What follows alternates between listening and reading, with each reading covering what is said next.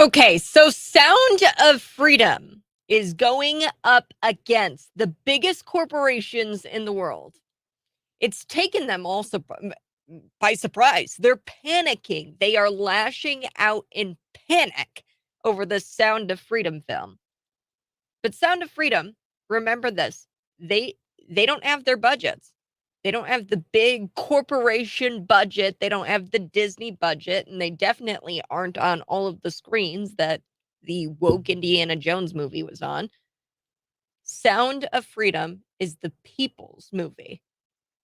I'm told that Sound of Freedom is the discussion, that there's discussions right now where there's theaters having air conditioning issues, AC issues. That's what I've been told. On this very hot weekend, this past weekend, it was hot outside. And then the July 4th weekend, it was hot. There was some air conditioning issues. That's what I'm being told. And what I'm seeing here on Twitter, theaters are standing tall and they're continuing to show the film despite this massive media attack machine. So, if you are in charge of running a theater, kudos to you if you haven't bent the knee and you aren't listening to the corporate media lashing out at this anti-child trafficking film called Sound of Freedom. So that's what I'm talking about here this morning on the Morning Buzz. There's a few things I want to get to as corporate media lashes out at this anti-child trafficking film. I mean, just think about that. This is an anti-child trafficking. You'd think that this is the one thing that we could all agree on, but we've got corporate media lashing out, calling it a QAnon film, and it's The Sound of Freedom. And then on the other side of that coin, we've got UFC's Dana White calling on fans to go see it. So this is huge. This is probably the biggest movie of my lifetime, of your lifetime. This is probably the biggest movie that's ever been made. To be completely 100% honest with you, I think this is huge and everybody should go see it. Please text me seen it if you've seen the Sound of Freedom film. It's 309-451-9299. You can also throw it in the comments section. I'm live on Facebook, YouTube, Rumble, Twitter. Check it out. And you can be a part of the show by commenting on the video. Next, I cannot express how incredibly heartwarming this was to see. So over the weekend, I had a busy weekend, but on Sunday, I went up to go see my cousin. She graduated from high school. She's attending Olivet Nazarene University.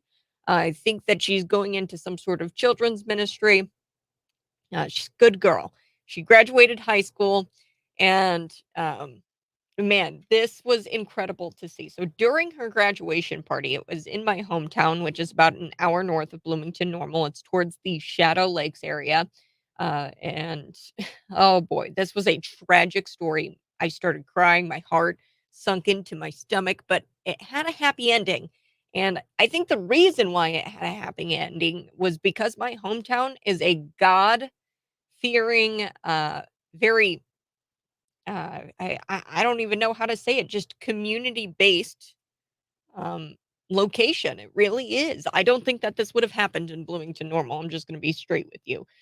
This was incredibly heartwarming. The police department, the Braidwood Police Department, they were dispatched along with a whole swath of law enforcement. I couldn't even tell everybody who was there. I think the Shorewood Police Department was there. The Wilmington ESDA was there. Divers were there at Shadow Lakes Amenity Center. So this is about an hour north of here. This is my hometown. I was there for a graduation, and then all of a sudden, a 4-year-old female girl was missing. I didn't know who this female girl was. It was somebody else who was in the community there. But there was an extensive community search. My brother, he started running up and down the trails looking for this girl. I and my family, we started looking, on the slides, on the playground, in the woods, there's a lake there. We were like trying to look inside the lake. So the Braidwood Police Department, they were dispatched out there, and it was just an insane, tragic story, but there was a happy ending. I'll get to that here coming up. Later, a shirtless Joe Biden. Yes, I'm sorry to bring this to you early on a Monday morning. Just close your eyes for me and imagine Joe Biden shirtless. Ugh. Are you gagging? Are you gagging? I am. And I actually have the clip here in front of me.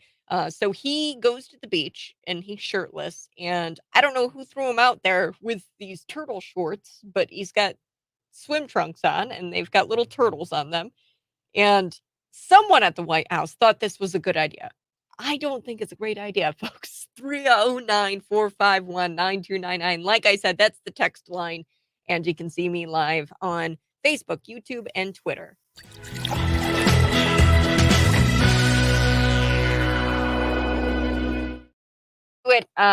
The Sound of Freedom.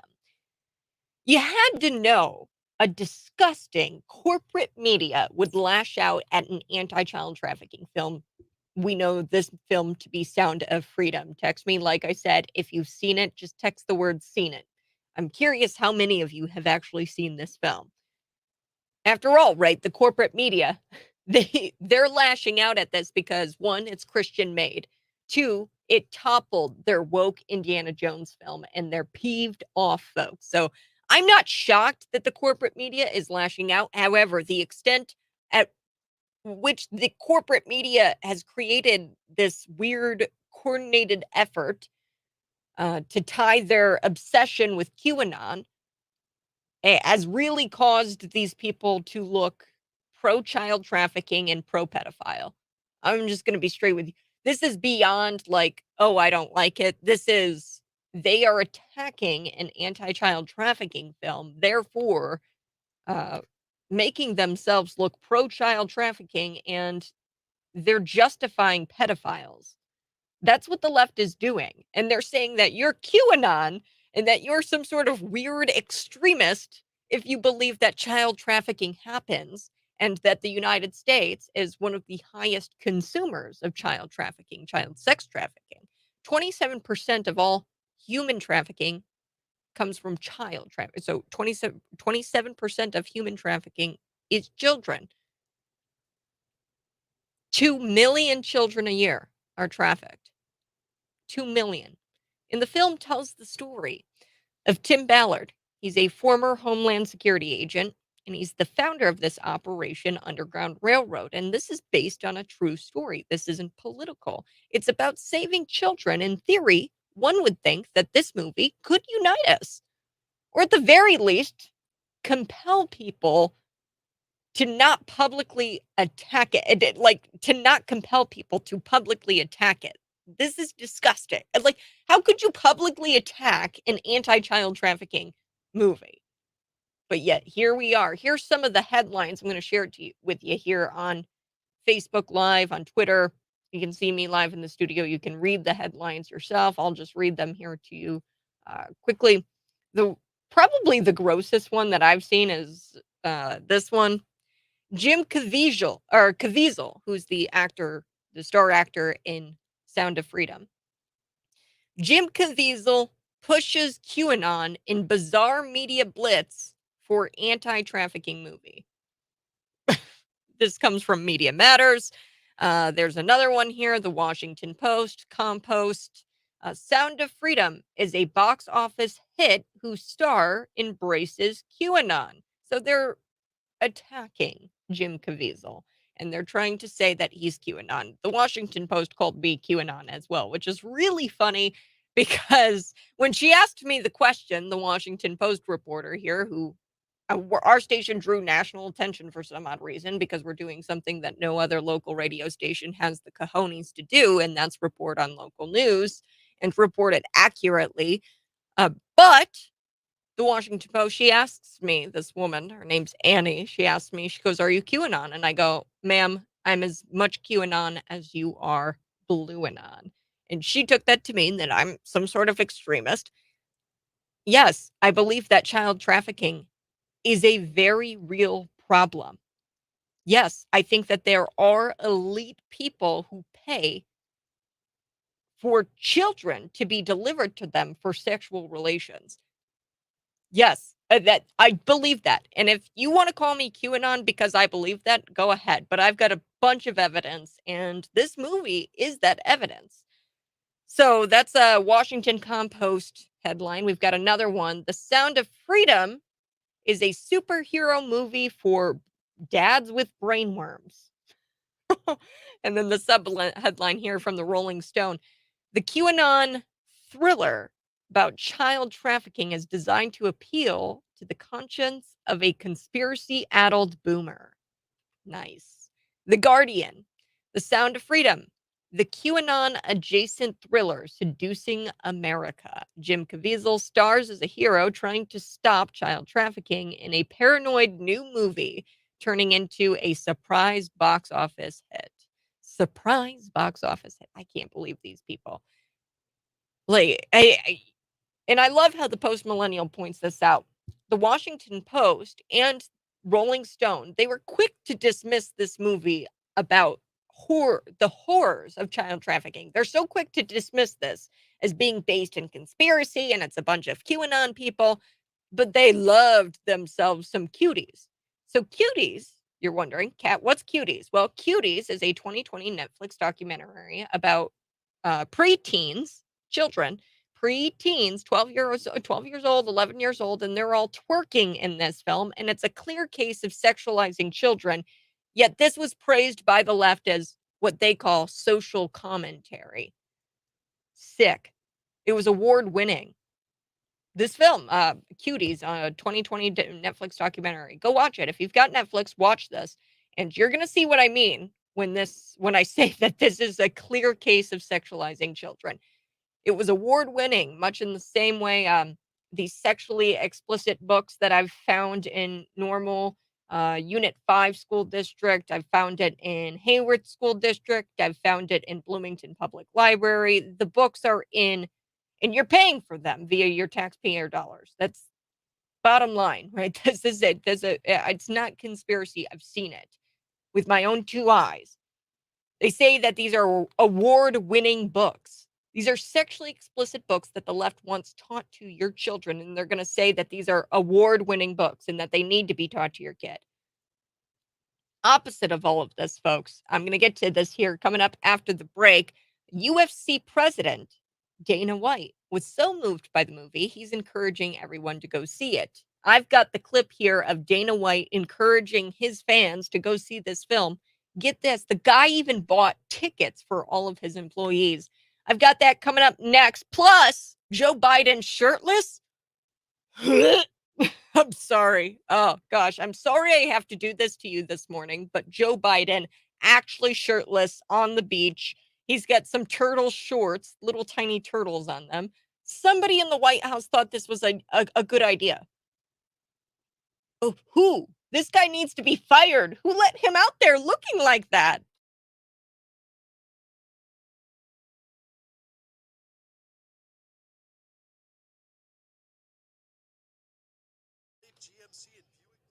Morning, folks. Thanks so much for tuning in.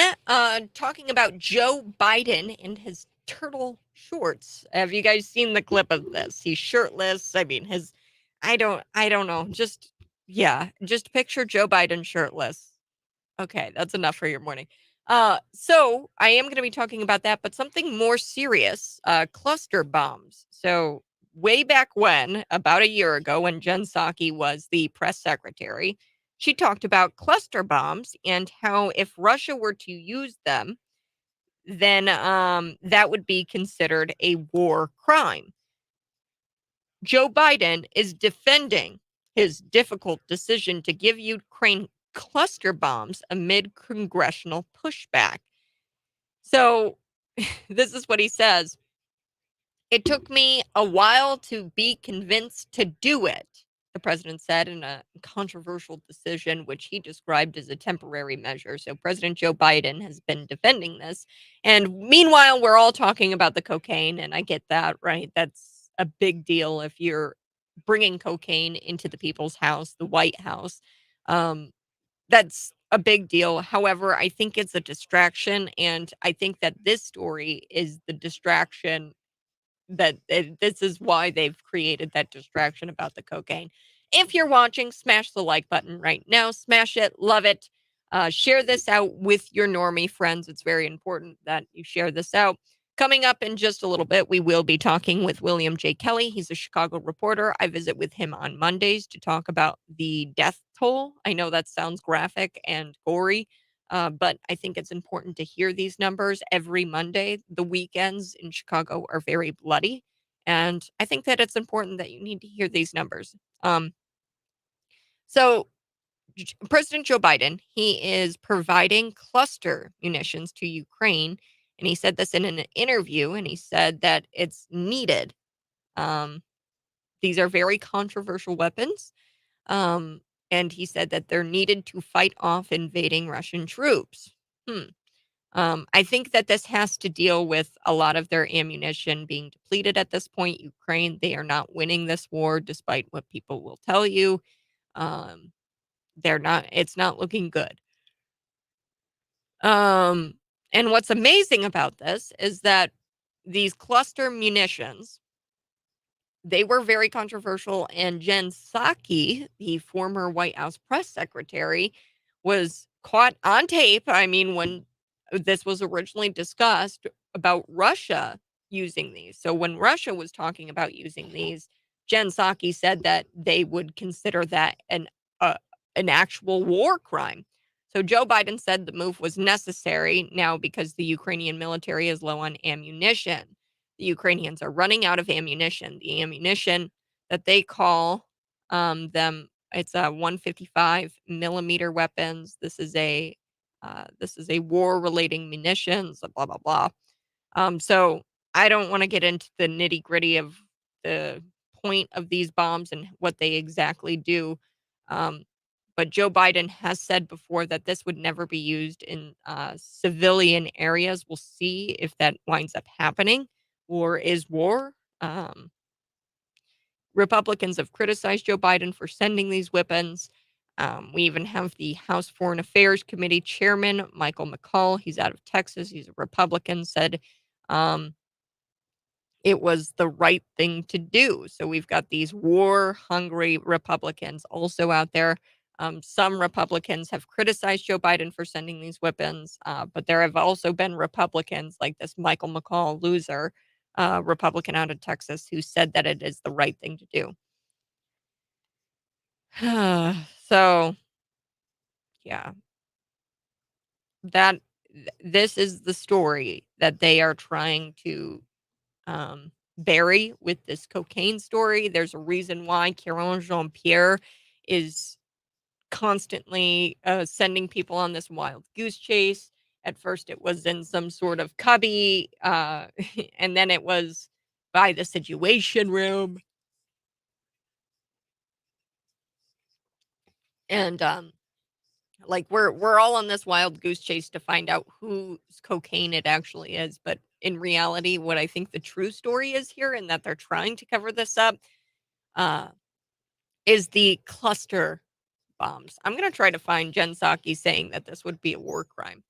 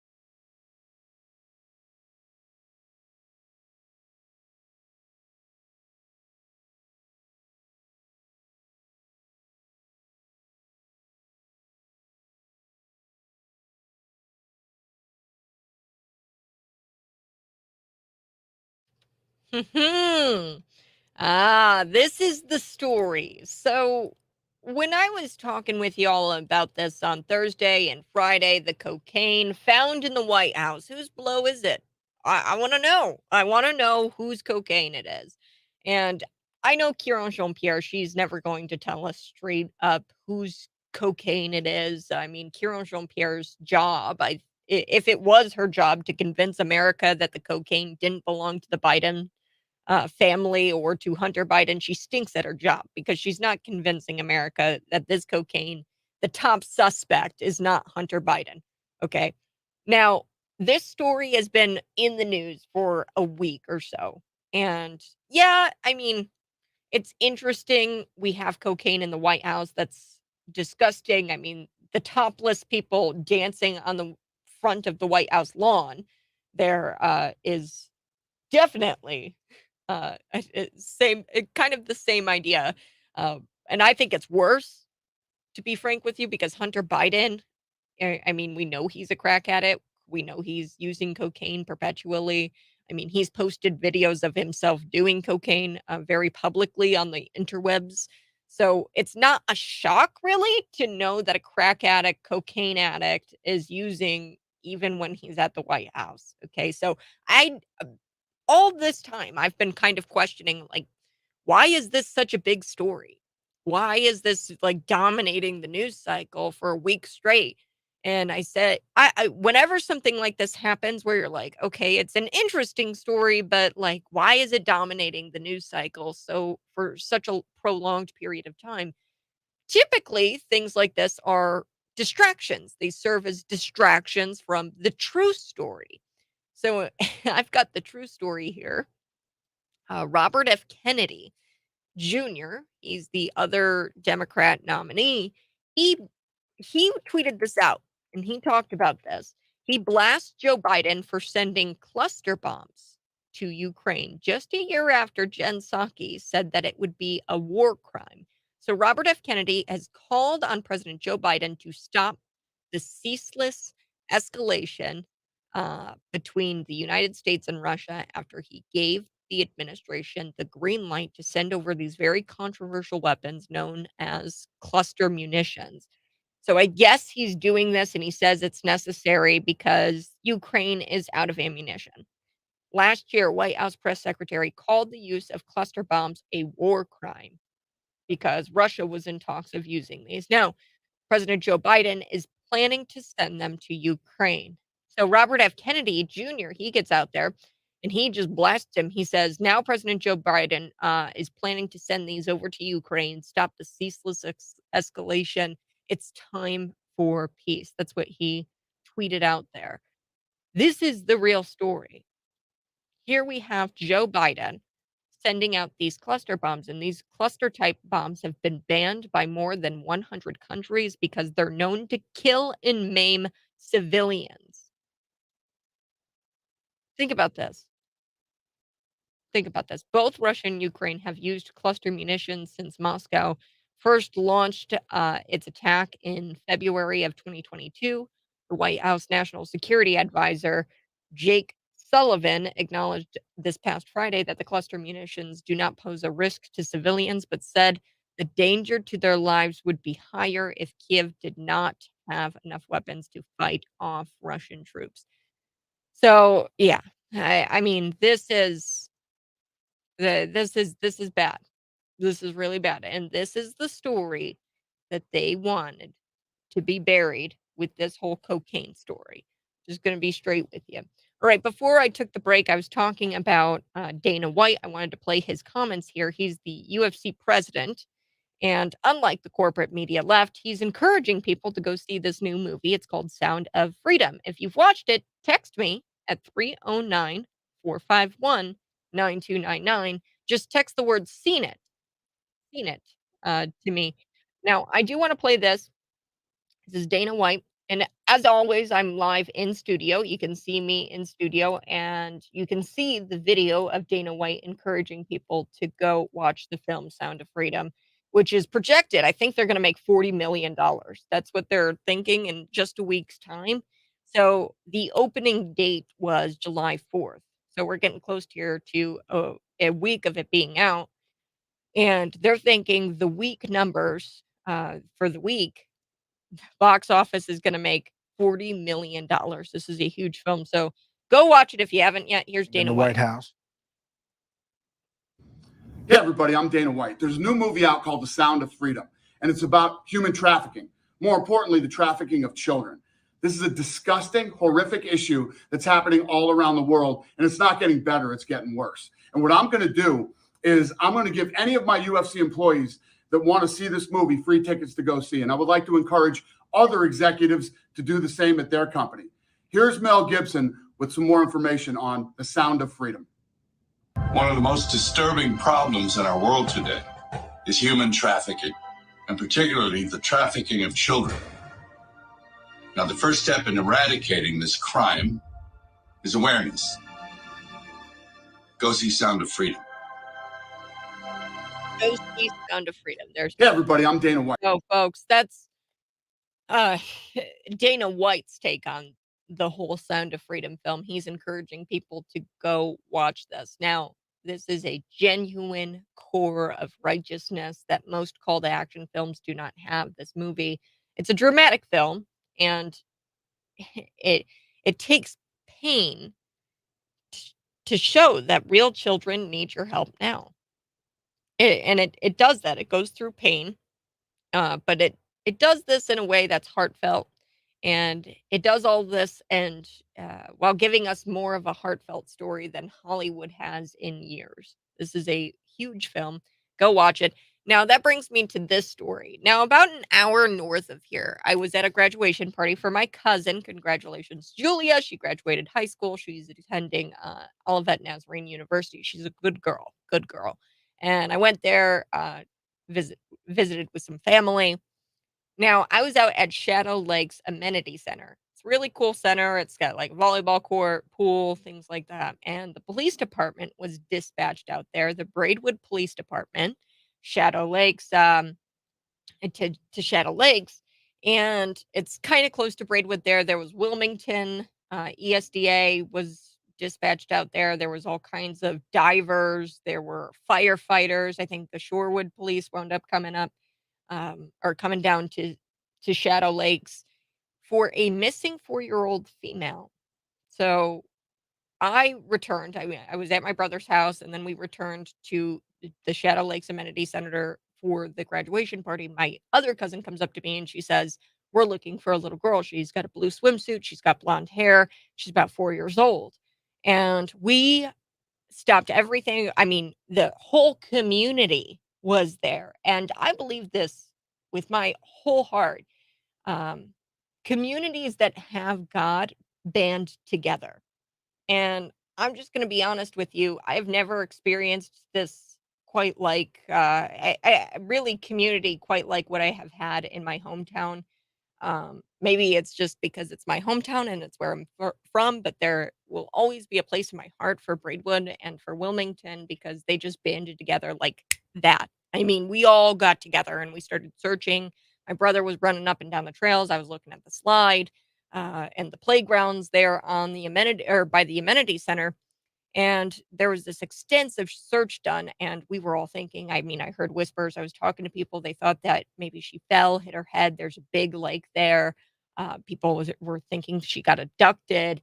Um, and that's all very real possibilities. Those were all very real possibilities at the time. I watched the mother just fall to her knees crying. And then I watched the dad just running around frantic, and I'll never forget this. The father, he sees one of his buddies or somebody, and he runs up, hugs him, and he goes, "I just don't think I'm going to make it. I just don't think I'm going to make it. I can't do this." Um, so there was just such defeat in his voice. But there were hundreds of people. I mean, by the time she went missing to, I mean, 20 minutes after the fact, there were hundreds, if not thousands of people running around looking for this girl, myself included. And I like how the Braidwood Police Department put this on their Facebook page. While conducting an extensive search of the area, we received a phone call that she was located safe. So I talked with some people. It turns out that there was a friend of the mother, I think a male friend who had took the girl. without telling the mother. And the father was freaking out. And yeah, she was with a friend of the family. So the extensive search was called off. They received a phone call and said that she was located safe. So I like how they put this on there. I cannot express my gratitude for the amount of first responders and citizens that showed up to help in this search. It was truly amazing. And folks, I don't know, God works in very mysterious ways. I'm sure that all of those police officers, the first responders, the parents that were there that day, the people on the water, they all went home and they hugged their kids a little bit tighter. Um, because you never know what could happen. And this was just a 4-year-old little girl, and she was right there by her mom. And in a second, she was gone, and she had no idea. Right now, we'll chalk it up to just a lack of communication, but it was very real for her. The experience of losing your daughter and the possibility of her being abducted, that was very real for this mother. Believe me when I saw her drop to her knees bawling. She had a baby in her other hand, and she had other children. And just in a second, her kid was gone. So I wanted to share that with you. Um, and mainly, I just wanted to share it with you because the community banding together was something I had never seen in my life before. I mean, thousands of people were out there. I do want to switch gears. We're going to add William J. Kelly to live stream. William J. Kelly joins me every Monday, and we discuss what's going on in Chicago uh, the weekend before, because Chicago is notorious for their bloodbath weekends. So, William J. Kelly, tell me about this weekend. Wow. Well, thank you for having me, Kat. Yeah, I was born and raised in Chicago. That was my community, the south side of Chicago, of all places. And I love Chicago, and it breaks my heart to see what is happening in Chicago right now. Every weekend, as you well know, we talk about the 30, 40, 50, 80 shootings, right? The dozen plus fatalities, etc. And that's all true. It's higher or lower depending on whose holiday we're celebrating, or who's how the weather report is, or something like this, right? But the untold story in Chicago is the number of armed robberies that are taking place uninterrupted. We had 20 plus armed robberies on the north side of Chicago in the course of half an hour. Okay, these are armed robberies, if you can picture this, where a car pulls up, a woman is walking a dog or on her way to coffee, or a couple on their way to coffee, whatever they're doing on a Sunday morning, right? Mm-hmm. And a car pulls up, 2 or 3 guys jump out, guns drawn, and they demand belongings, valuables, phones, purses. This is why people are afraid to come to Chicago. This is why we have vacancies in downtown Chicago, in the commercial vacancies. People are not returning to work. Obviously, that is having a spiral effect on related businesses, restaurants closing, etc. So this would all be bad enough, except for the fact that we have a new mayor, Brandon Johnson, who doesn't seem to care at all. In fact, as you know, he's appointing a deputy mayor of migrant rights, migrant affairs, but he doesn't have a single word to say about the citizens being raped, robbed, and murdered. Yeah, and I am curious about this. What were they called in those safety vests? They're almost like community violence interrupters. Yeah, violence interrupters. That's what they're called. That's what they're calling them. We did some investigating. Sadly, the violence interrupters are people that you probably wouldn't want to meet in a dark alley. Not I think the very first weekend that they announced this great program with the millions of dollars, the usual millions of dollars from the city, the state, the federal money. One of the violence interrupters dragged a motorist out of the car and beat and allegedly, right, beat and robbed him. The problem is, as a Chicagoan, not only as an investigative reporter, somebody who cares about the people, the city of Chicago, but as a resident of Chicago, is the fact that our new mayor just released, literally on Friday, of course, a 223-page report. I tried to read as much of it as I could, but basically, I can sum it up for you. He wants us to give him more money. Yeah, I mean, that's Brandon Johnson, and Right. they're paying these people, Yeah. the people that you would not want to meet in a dark alley, right? Exactly. To go out there and to police our streets. These are convicted felons, people who have served hard time. Not just I ran a red light a year ago and now they're giving me money to be an officer. Right.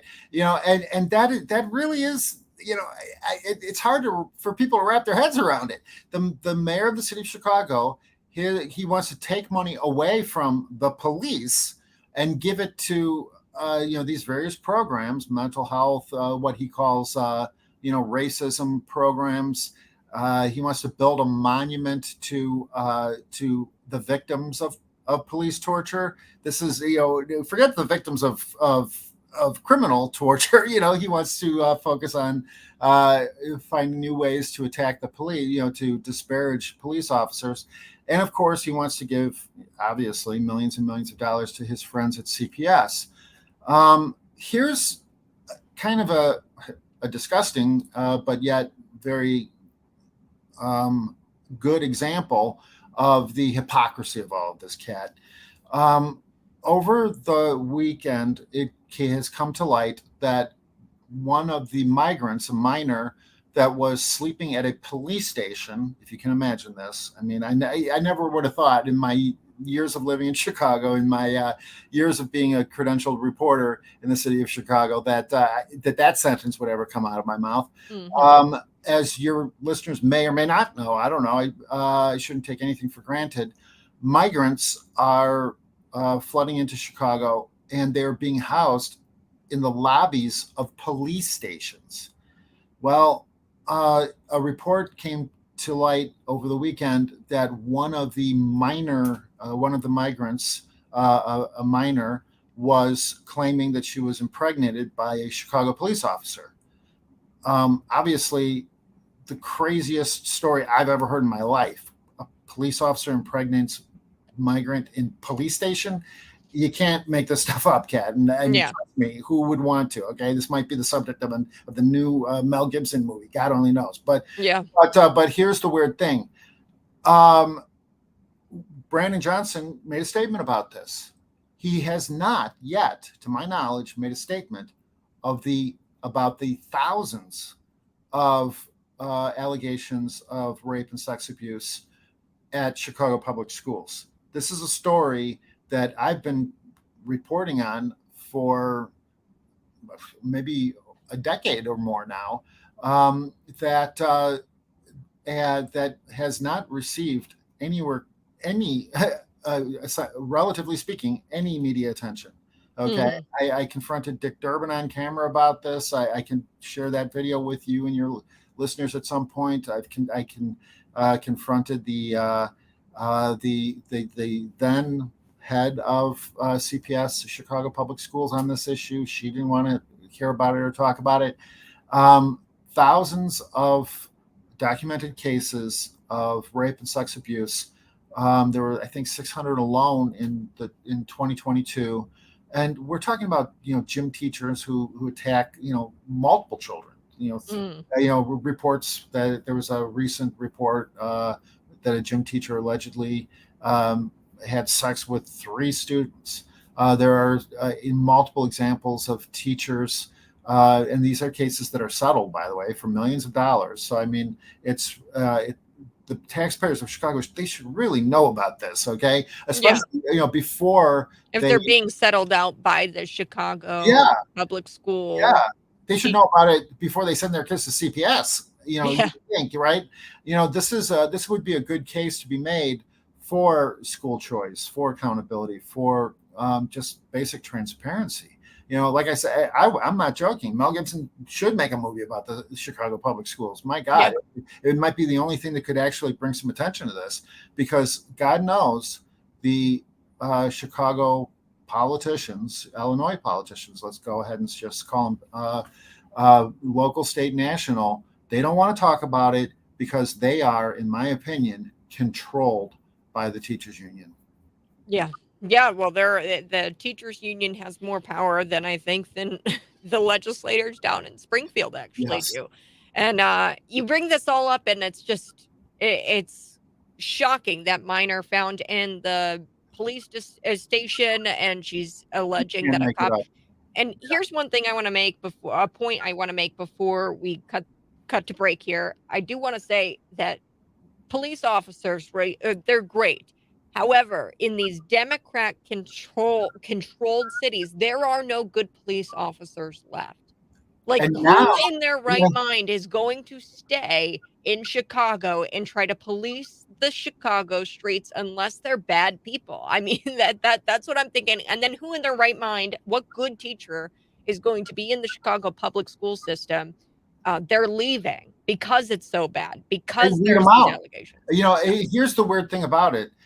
Now, there's a bill on Governor Pritzker's desk to make migrants police officers. So, what our leaders, let's call them leaders, right? And Brandon Johnson, make no mistake about it, was a community leader, a community organizer before he became mayor of the city of Chicago. These leaders have degraded the police officers, the teachers, to the point where now they're claiming nobody wants to be a police officer. That's why we need to give migrants guns and badges, because we can't find anyone else who wants to be a teacher or a police officer. That's not true. Why don't we ask American citizens if they want to be teachers and police officers before we allow the Governor Pritzker to make fix these institutions. There must be a reason why people don't want to be a Chicago police officer. There must be a reason why people don't want to be a Chicago teacher. So fix the reasons why people are fleeing from those jobs. Fix the reason why people don't want to apply for those jobs. Before we do something unconstitutional like hiring law enforcement. Yeah. All right. Well, William J. Kelly, I have to take a break. Veteran Chicago reporter, feared and despised by Mayor Lori Lightfoot, Emmy award-winning producer. That's Citizen Kelly, William J. Kelly. Look him up. It's reporterwilliamjkelly.com. William, you have a great rest of your day, and thanks for joining me here on the Morning Buzz. God bless you, Kat. God bless. All right, folks, we are going to be back, and I've got more show for you. One story I do want to share with you. We have Joe Biden on the beach, shirtless, in some turtle swim trunks. I've got the picture online. Join me there.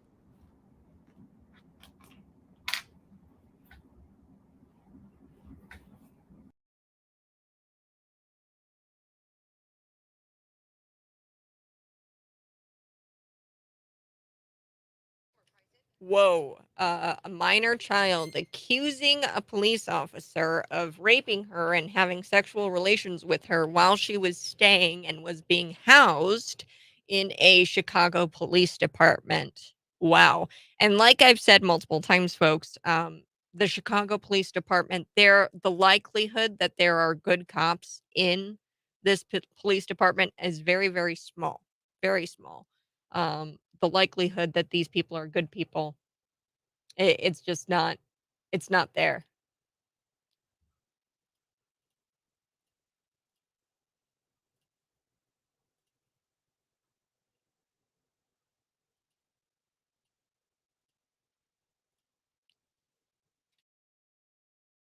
We're going to be back. We're going to be talking about Joe Biden. He's got some little turtle swim trunks he's got going on. Plus Tucker Carlson. breaks his silence after being fired from Fox News. He appears on this podcast with Russell Brand on Rumble.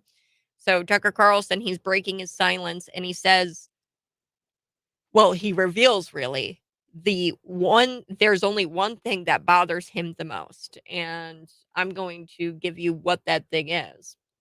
And look, if Kieran Jean Pierre's job is to try to convince America that the cocaine didn't belong to the Biden, she's really stinking at her job here. And like I said, folks, we've got now Joe Biden sending cluster bombs to Ukraine after a year after Jen Psaki actually said that this would be an act of war or like a war crime. And RFK Jr. is blasting Joe Biden for this. These cluster bombs. That is the story you need to know is that Joe Biden is currently sending cluster bombs, which hundreds of countries have actually outlawed from using. And Jen Psaki herself, about a year ago, said that the use of these cluster type bombs would be a war crime if Russia were to use them. But apparently, it's okay if against Russia de facto using Ukraine as some sort of proxy. I mean, we're in a proxy war with Russia. And these cluster types bombs, like I said, have been banned in more than 100 countries because they don't kill and maim civilians. Um, Now, Joe Biden has gone on record and has said that these are not going to be used in civilian areas. Ugh, this is important. Cluster type bombs have been banned in more than 100 countries.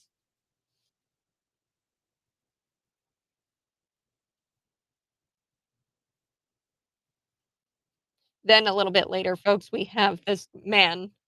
He shows up at a school board meeting and he throws actual chicken feed at the school board members, because it's symbolic. And I've got the story here. A dad claims that the school board is too chicken to remove porn from schools, so he actually throws chicken feed at them.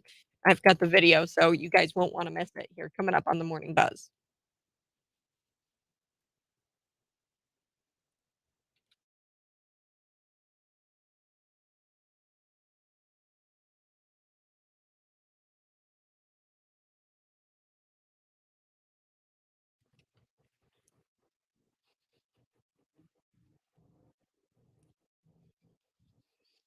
Good morning. Hey, this is the Morning Buzz. And make no mistake, folks, the story that they are distracting you from with the cocaine story. Yes, cocaine in the White House is a huge deal. But if you ask me, people dancing naked on the White House front lawn is much worse than a coke head Hunter Biden possibly bringing coke into the White House. Like, it's not all that shocking if you think about it, but it's been in the news cycle for what, 2 weeks now? We're going on 2 weeks. This has been in the news cycle. What they are distracting you from is much bigger, and it's this story, folks. Joe Biden is defending his difficult decision to give Ukraine cluster bombs amid congressional pushback. So this is what President Joe Biden said. He said, "It took me a while to be convinced to do it, but he says it's necessary." He says that these are needed controversial weapons to fight off invading Russian troops. Apparently, they're sending cluster munitions to Ukraine in a U.S. military aid package, and it was met with pushback from both Democrats and Republicans. Now, of course, those established shills love it. Those warmongers, those war hawks like Adam Kinzinger, I'm sure, are just like foaming at the mouth. They're like, yeah, yeah, more cluster munitions, even though these weapons have been banned in more than 100 countries because they are known to kill and maim civilians. Now, he does get out there and he says that this isn't going to be used in civilian areas, but we know that Democrats like Obama, like Joe Biden, they don't have a great track record when it comes to not killing civilians. So, yeah, this is a big deal. Um, Now we've got people who are going to possibly be maimed and they're innocent because these bombs um, have the nature of just killing everything in sight. We even have Jen Psaki on tape a year ago saying that Russia using these is considered a war crime. So here we have Joe Biden, not me saying it, Jen Psaki saying it, committing war crimes. And we're talking about Hunter Biden using coke. Yeah. I mean, it's a distraction story, folks. Coming up at the 7 o'clock hour, I do want to talk about Tucker Carlson breaking his silence after being fired from Fox News. Now, he tells us something that bothers him. And he has this exclusive interview with Russell Brand on Rumble. I've got some clips from it. There's all kinds of theories about, why he got fired from Fox News. I'm gonna give you my theory. I think that I was one of the first ones to give you this theory on my show. It's from a Vanity Fair article, which I don't know. I think it's the closest thing to the truth, possibly, because people are very simple. They act in very simple ways. So I've got the story of how I think that Tucker Carlson was fired. Now, there's several theories out there. So we're going to be talking about Tucker Carlson and this exclusive interview he had with Russell Brand. Then we're going to talk with about Kieran Jean-Pierre. Look, if Kieran Jean-Pierre's job is to try to convince America that the cocaine didn't belong to the Bidens in any kind of way, she stinks at her job because she's not convincing me that this is not Hunter Biden's coke. Okay. And then get this dad, he shows up. He's a South Carolina dad, and it's amazing. He shows up to a school board meeting and he says they're too chicken to remove the pornography from the school. So he throws actual chicken feed at them and it's symbolic. So I'm going to run through those stories here coming up in just a little bit. Now, before we took the break, I was telling you a little bit about Joe Biden being shirtless in public. So if you're watching on the live stream, you can see Joe Biden. There's a video of him shirtless at the beach. He and his movements are very much, uh, let's just put this nicely, elderly. He looks like he can't move, folks. It's heartbreaking to see him try to unfold this beach chair. He gets into the beach chair. He checks his phone. He's shirtless, and then he's wearing, I kid you not, little tiny turtles on his swim trunks. I'm beginning to have this sinking suspicion that someone working at the White House is a fan of mine and equally despises Joe Biden as much as I do, because there's no way you can like and respect Joe Biden and then allow him to go out shirtless in public places in these stupid little turtle shorts. Like, what? Whoever made this decision needs to stop working in politics. I've got that story, so much more ahead on the Morning Buzz. I've got so much. It's 6:58 a.m. here on a Monday morning.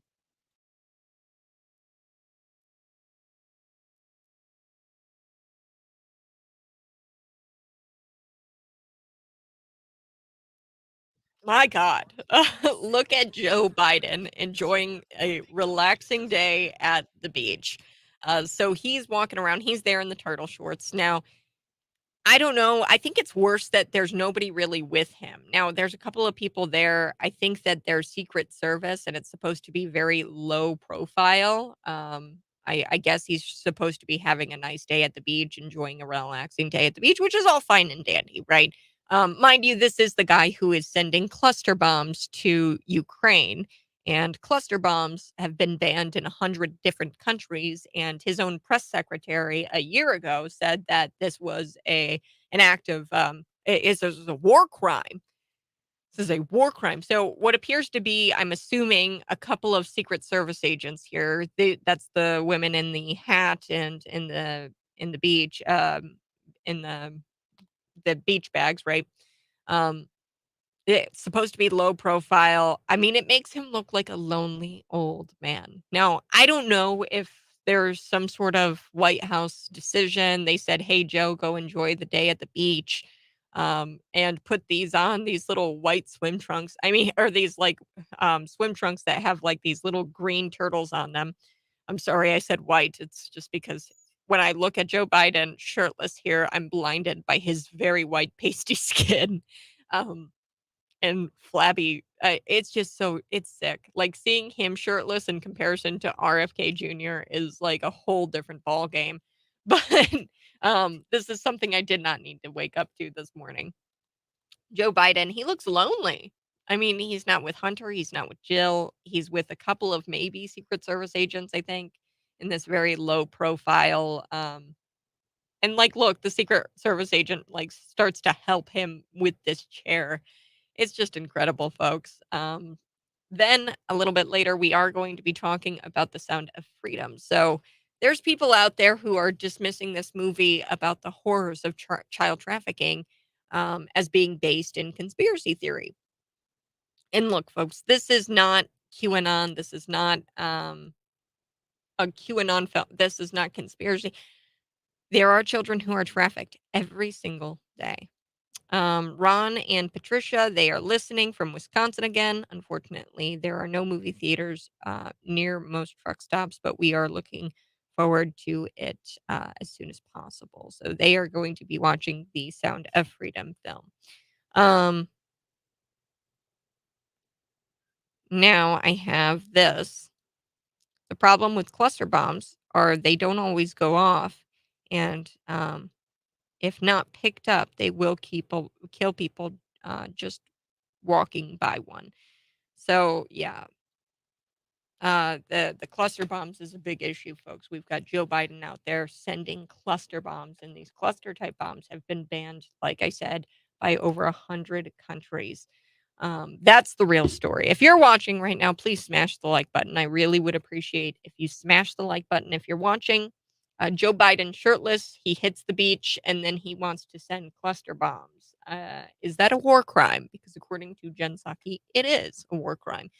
Um, Now, there's also this dad who I will be getting to in South Carolina, and he shows up to a school board meeting, and in this genius video, in this genius speech, he throws chicken feed at the school board members. Now you're thinking to yourself, Kat, that's kind of mean. Mm. It's actually very symbolic. So the school boards, they are either unwilling or they're too chicken to act on this. And this is about the Democrat Party. This is about extremists and how they are adamant in trying to indoctrinate students and glorify porn. So they want to have porn on the shelves. I've seen it in the Bloomington Public Library. I know that Unit 5 has been giving the book Flamer at least to students. Um, I mean, Hayworth School. I've seen the books. I've seen the books. I've seen it in your local areas. They're there. And school boards are too chicken to act. They need to, because what? You're going to be accused of book banning. I want to point this out. There is a big difference between a book ban and eliminating access to this material while children are in school. So, you're an adult with a job. You go to a job and you have a computer. You can't look up pornography while you're on the job, right? That's just, you have to eliminate access. So a lot of what jobs will do, and even public libraries, what they'll do is eliminate your access to porn while you're there. This is an area where this is supposed to be a business area. So yeah, I mean, I don't know what the issue is here. We're eliminating access to porn from children in a school setting. I don't know what the problem would be here. We've got James this morning. Why is the lamestream media and the entire left blockading the Sound of Freedom movie? Why did it take 5 years to get out? Why would that happen unless there's something they didn't want the public to know? Yes. So, like I said, the distraction news story about the cocaine, I think, is not only distracting from Joe Biden sending these cluster bombs in a military aid package, but also I think it's a distraction from the Sound of Freedom movie. I don't think that they want to talk about it. I don't think that they are willing to recognize that this film is already, I mean, grossing $40 million in just a week of it being in studio or in the theaters. And the corporate media, it doesn't look good, right? If you speak out against an anti-trafficking film, that means that you are pro-trafficking and you're pro-pedophile.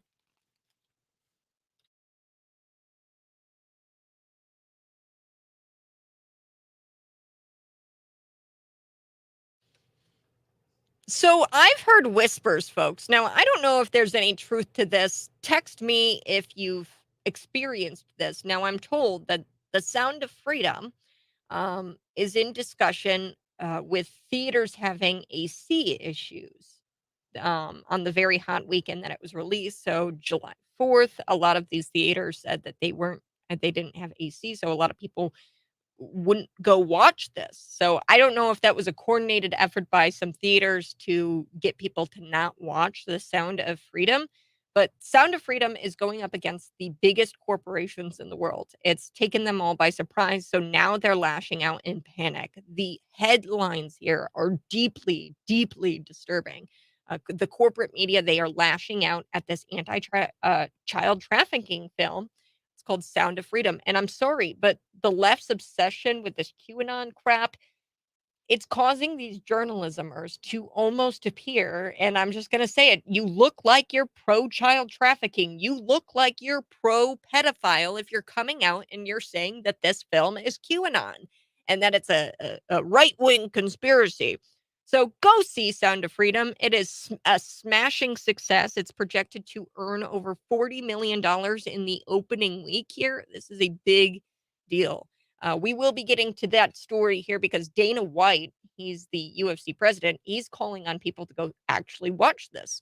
Now, before we took the break, I was talking about shirtless Joe Biden. I'm sorry, I have to talk about this here. And then a bit later, we are going to get into Tucker Carlson breaking his silence after being fired from Fox News. Now, he says, the only thing that bothers me is dun dun dun. I've got that here for you. There's something that is bothering Tucker Carlson, and I want to talk about it. So he's breaking his silence after being fired from Fox News. Next, if Kieran Jean-Pierre, if her job is to try to convince you, convince me, convince America that the cocaine didn't belong to the Bidens, then she really stinks at her job because she's straight up lying. And I've got clips of Kieran Jean-Pierre trying to cover this story up. Now, I think that the story is serving as a distraction, maybe a distraction for the much bigger story. The story of Joe Biden sending cluster bombs to Ukraine in the form of a U.S. military aid package. There's Democrats, there's Republicans who are against this because guess what? Over 100 different countries have banned these cluster bombs. Now, I had somebody text into the text line. They talked about the cluster bombs and they said that a lot of these, they don't go off. That's the problem with them. And much later, if somebody walks by them or something, then they could go off. So they could detonate a little bit later. So there's a big problem with the cluster bombs. Now, Fox News article, it talks to this a bit, and they talk about, the duds submunitions.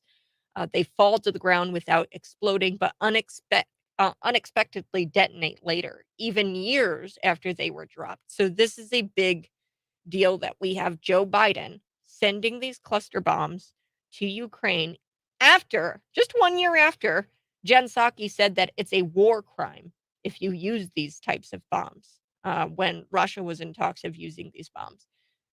So we have RFK Jr. actually out there tweeting saying, hey, we need to stop this escalation. It's time for peace. So that, I think, is the real story here, folks. We're being distracted by this cocaine story. Yes, a cokehead, Hunter Biden.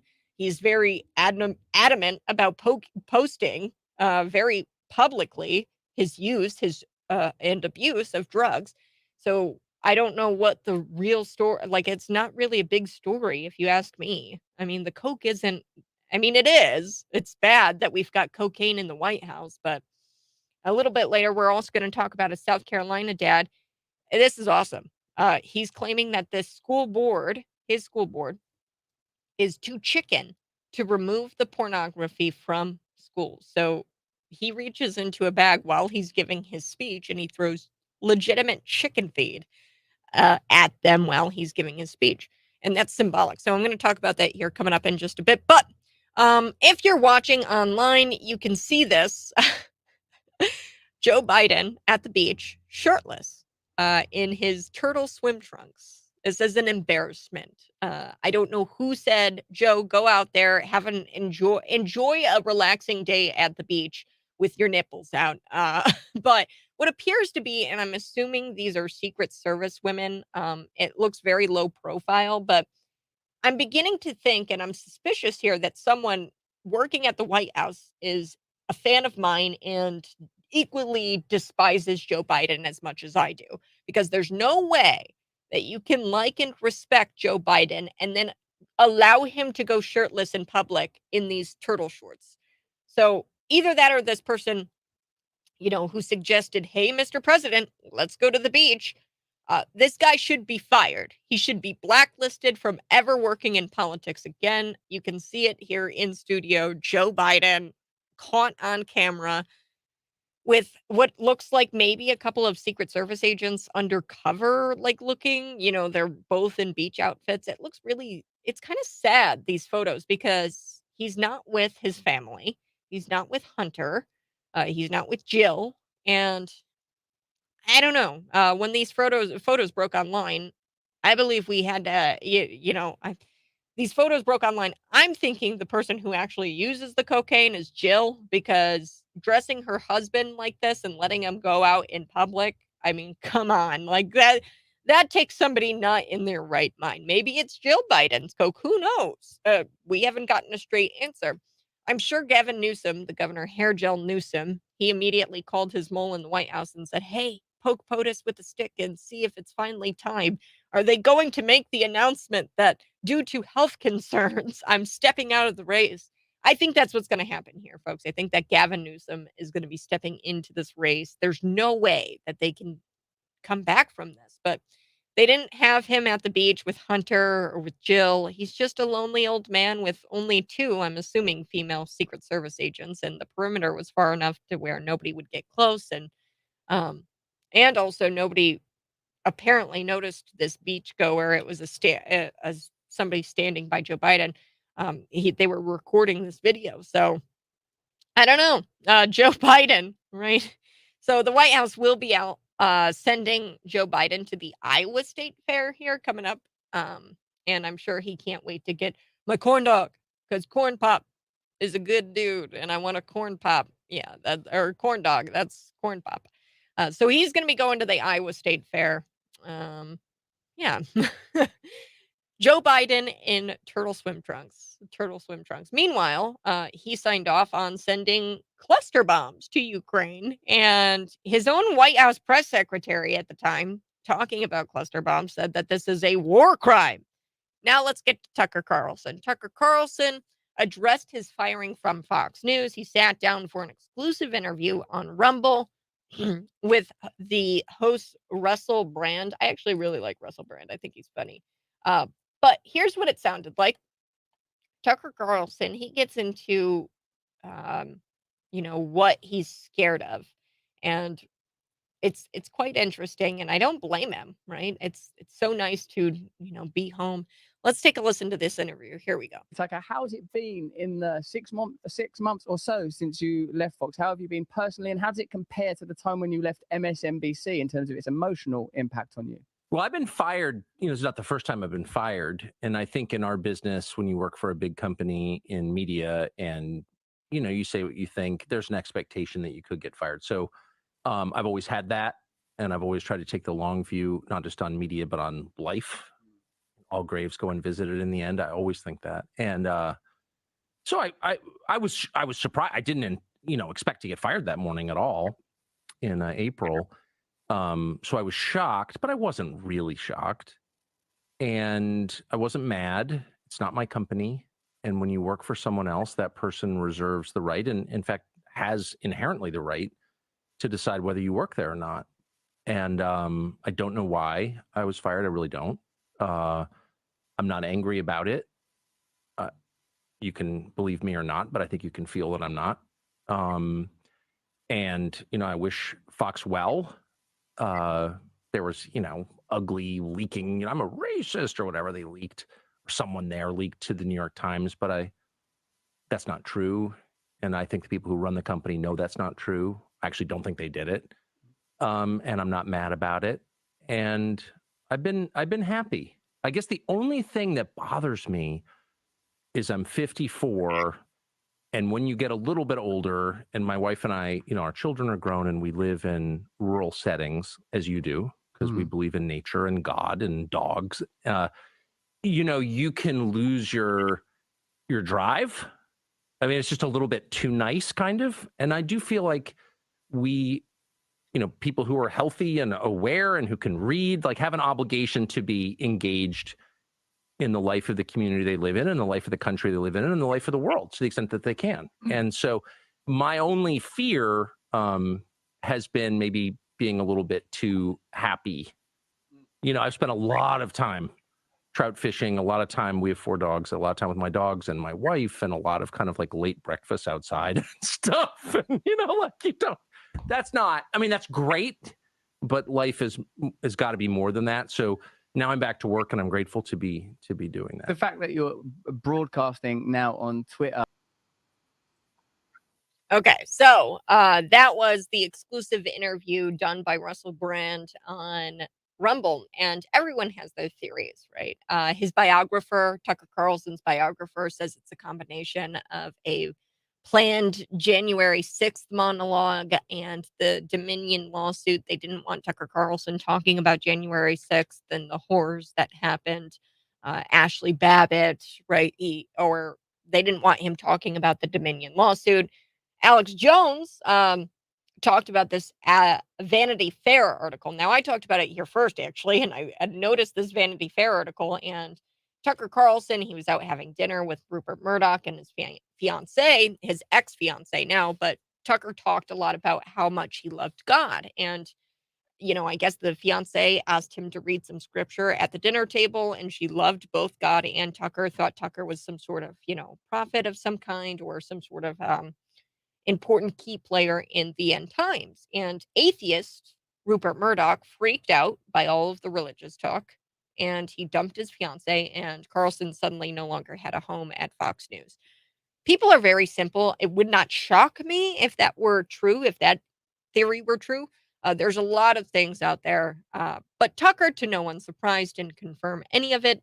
Not when there's tens of millions dollar buyout on the table.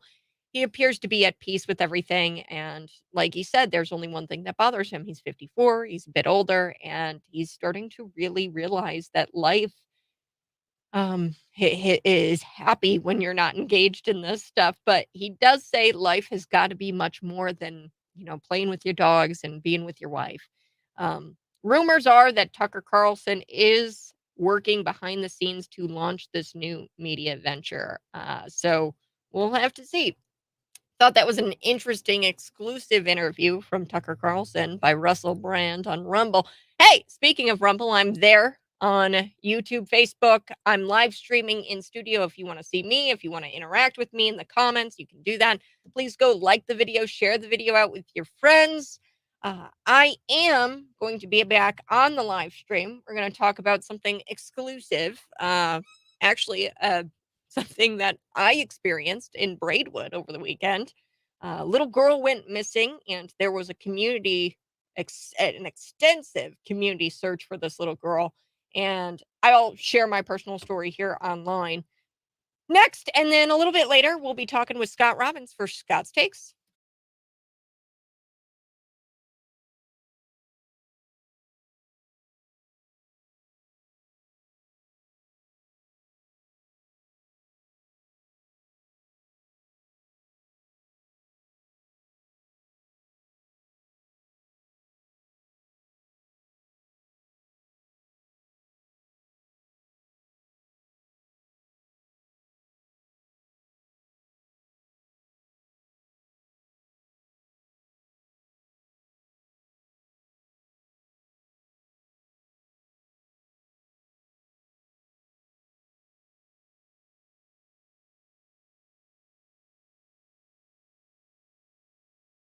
Okay. Like I said, folks, I am going to run through what happened to me over the weekend. It was incredible. It was tragic. It was heroic. So if you're watching right now, I see you watching. Can you please smash the like button? Smash that like button. Love it. Share it out with your friends. That would greatly, greatly help me. And subscribe to the channel, subscribe to YouTube, subscribe to our Facebook, give us a like, a follow. That really helps us out, folks. I really wish I could stress how much that helps us, but it helps. So just smash the like button if you're watching. Now, one thing that I did want to talk about was this Braidwood Police Department. They went out to this location. My cousin, she's a sweet girl. She's gone through hell. She lost her dad to some drug issues, and she has been a trooper and has really become a woman of God. And she graduated high school, um, which is no easy task, especially for a girl who lost her father in such a way as addiction, right? So her name's Julia. She's a sweet girl, of cousin of mine.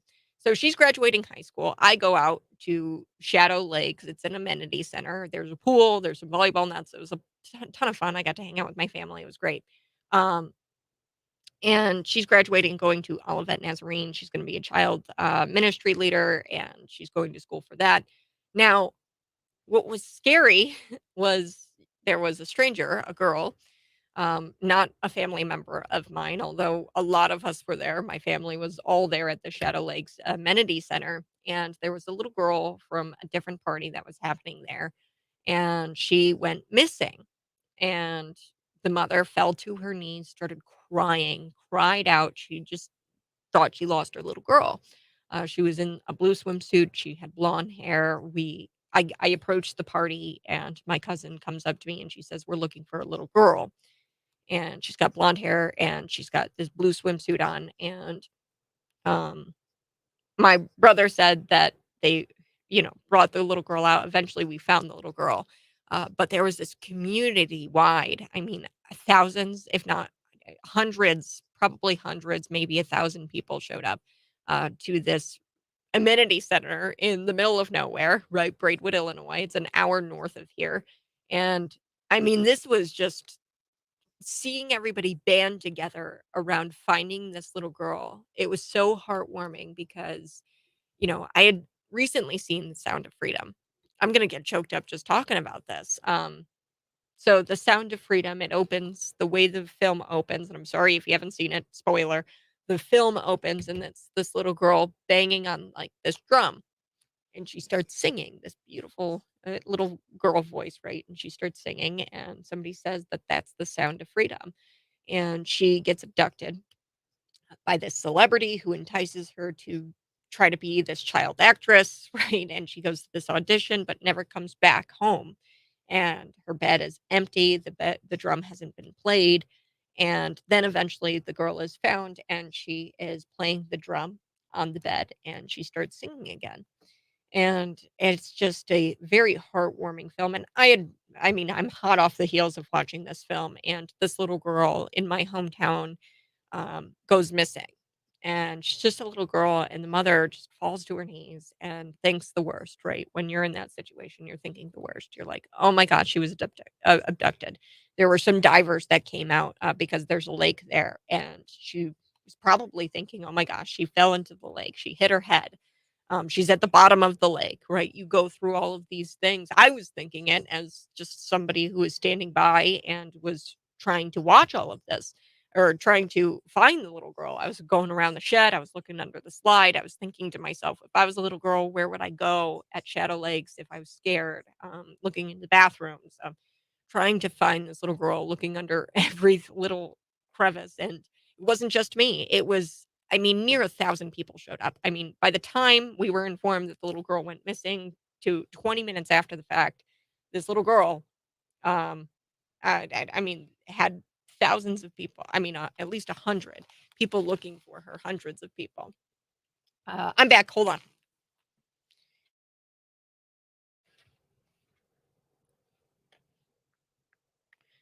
Sound of Freedom. Look, Sound of Freedom is, I mean, the best film, I think, of my time. Now, there's a lot of people out there who are saying that theaters everywhere in the United States are preventing this film from being viewed by others by saying that they're having air conditioning issues in the theater. That's what I'm hearing. Theaters who are standing tall and continuing to show this film despite this massive media attack machine. Good for you. Continue to stand tall and to show everybody this film. Sound of Freedom is going up against these big corporations in the world, and it's taken them all by surprise, these big corporations, and they are lashing out in panic. I mean, that's so clear by the headlines here, and I'm gonna flash them on the screen here. You can watch me on YouTube, Facebook, Twitter. I'm live in studio. Now, I've got these headlines from the mainstream, and they are in full speed ahead. Jim Caviezel pushes QAnon in a bizarre media blitz for new anti-trafficking movie. Then that's from Media Matters. Then we've got the Washington Post. They say Sound of Freedom is a box office hit whose star embraces QAnon. Totally not true.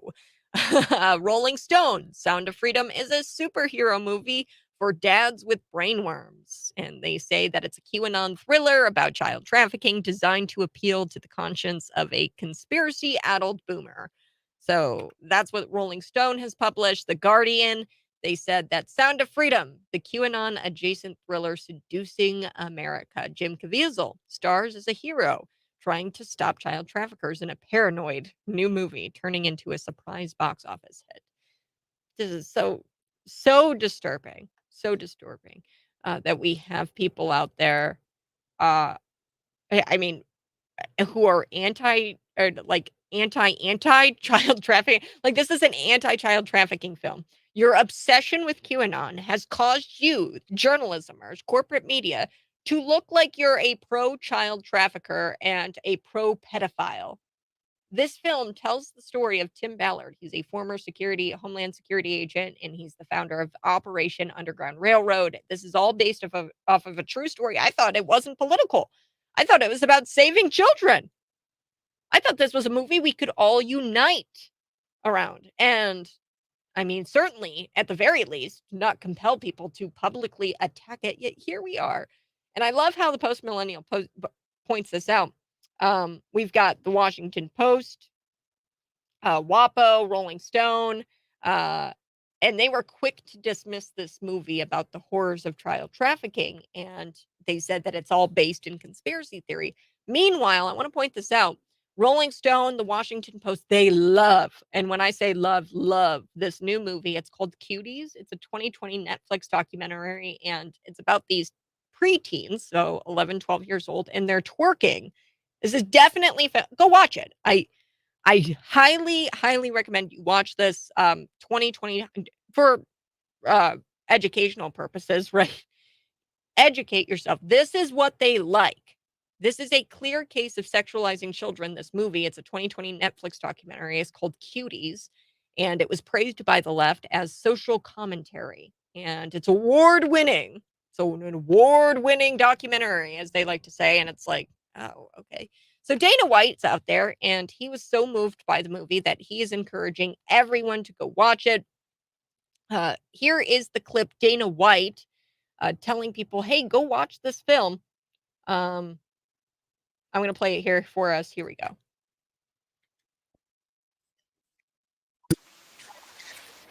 The trafficking of children. This is a disgusting, horrific issue that's happening all around the world, and it's not getting better, it's getting worse. And what I'm going to do is I'm going to give any of my UFC employees that want to see this movie free tickets to go see. And I would like to encourage other executives to do the same at their company. Here's Mel Gibson with some more information on The Sound of Freedom. One of the most disturbing problems in our world today is human trafficking, and particularly the trafficking of children. Now, the first step in eradicating this crime is awareness. Go see Sound of Freedom. The Sound of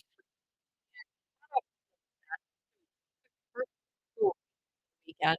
Their graduation from my dear cousin graduated development as a good girl. I went to the Shadow Lakes Amenity Center. They're on the Braidwood Police Department Facebook page. They're reporting now this 4-year-old female went missing.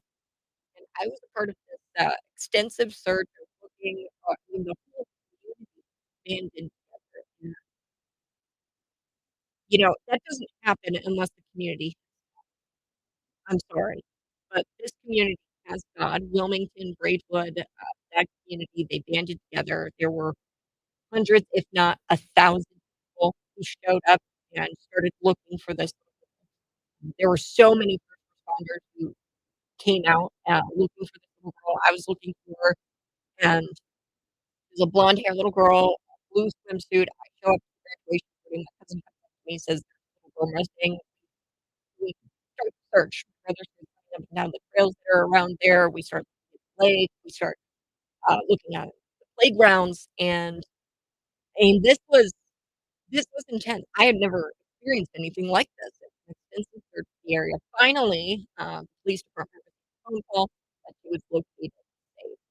So from what I understand, reports, this little girl was with a friend of the family. There was not, good communication between the mother and the friend. The friend had taken the little girl, but he was a friend of the family.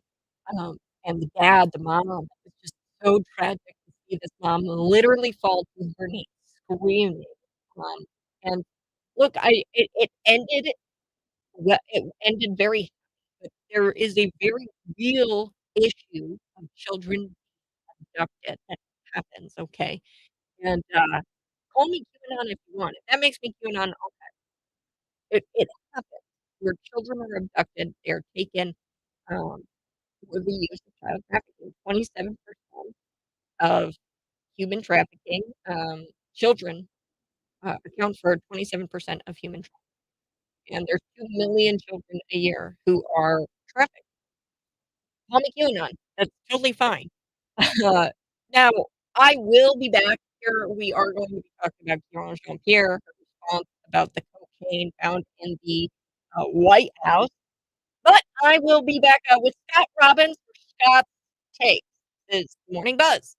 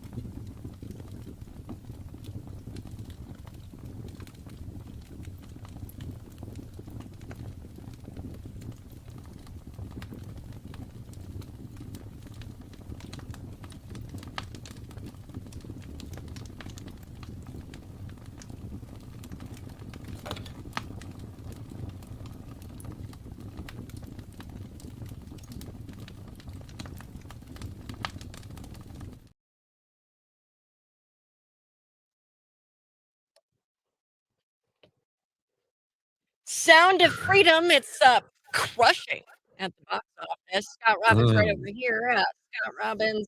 Scott takes. Yeah. I mean, I posted about it on my personal page this week, on my social media personal page. Like, you just got to see this movie. You just have to. And I realize it's tough watching sometimes. I mean, it is. It's not an easy watch at all. And it certainly isn't a feel good movie of the year. But I do think it's an important film. I mean, it talks about things we don't talk about. I mean, we don't talk about this.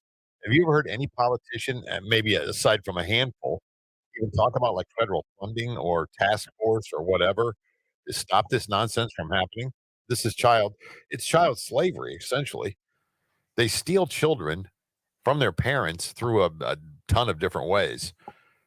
And sometimes it was so blatant as they just drove by on a motorcycle and picked a kid up off the street.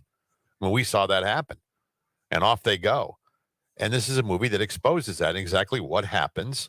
And it's in the end, I mean, I don't want to spoil it for anybody. I guess I'm not, but in the end, good prevails over evil. But it's a tough movie, and I don't understand. Honest to God, when I see this stuff, I have the hardest time. What is the freaking left's freak out about this movie? Why are they doing QAnon nonsense with this? Why do they do that? Because they have a weird obsession with QAnon. I mean, but it's the weirdest thing. There are things. There are just sometimes we're never going to agree on everything. I mean, we in this country, it's very splintered. It is down the middle. I hear about it all the time. But it's like sometimes you can come together on one topic or one issue, and you can all gather and in agreement say, no, this is a real problem. And this is obviously shining a spotlight on that issue, which no one else is doing. So this is a good thing, right? But no, it's conspiracy, it's QAnon, it's far right ideology, blah, blah, blah, blah, blah. And I'm thinking to myself, what's wrong with you? Seriously, what's wrong with you that you would object to a movie like this, other than the fact that it's backed by a Christian organization? Is that your beef? If that's your beef, just say so. Yeah. Rather than dance around this whole thing. Well, it isn't necessarily all true, and blah, blah, blah. What are we doing here? Well, they can't say so because a majority of Americans are Christian. I mean, less and less every year, but I think it's like 63% of people say that they're Christian. So they can't say it because they'd be annihilating an entire group of people. And as part of the backstory too, guys, because Disney had this movie. This was a Disney film under the Disney banner, and they refused to release it. Now, again, you have to ask the question, why do they refuse to release this movie? Well, I don't know. Other than they didn't think it was marketable, or they didn't like the subject matter, or they didn't like Jim Caviezel, or they didn't like it's just a weird. I mean, I've heard artists do this in music. They do an album, they give it to the record company. The record company goes, "Oh, we don't hear anything." They just shelve it. They can't do anything with it. They don't own it. It doesn't belong to them.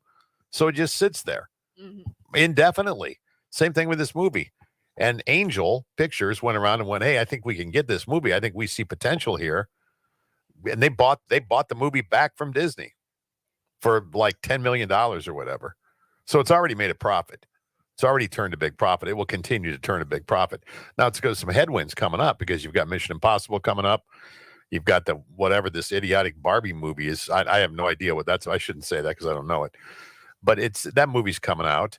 So there'll be some stiff competition at the box office. But there's a feeling in this movie that compels people after they've been told enough times, you really got to see this. They believe it. They're like, I'm going to go see it. And when they come out of the movie, they say, yes, I'm glad I saw that movie.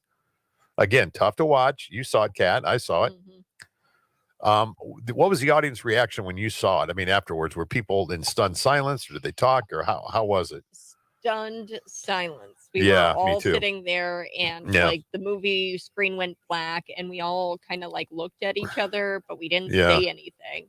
Right. And I liked it was like a special message at the end by Jim Caviezel there, and he said, "Look, I know this is hard, but you have to share this out with friends." And then he brings up, I think it's Uncle Tom's Cabin, which is super pivotal in trying to eradicate slavery. Yeah. And he says, I want this. We need this to be the next Uncle Tom's Cabin. Right. And I was just like, my jaw dropped after he said that. And I was wow.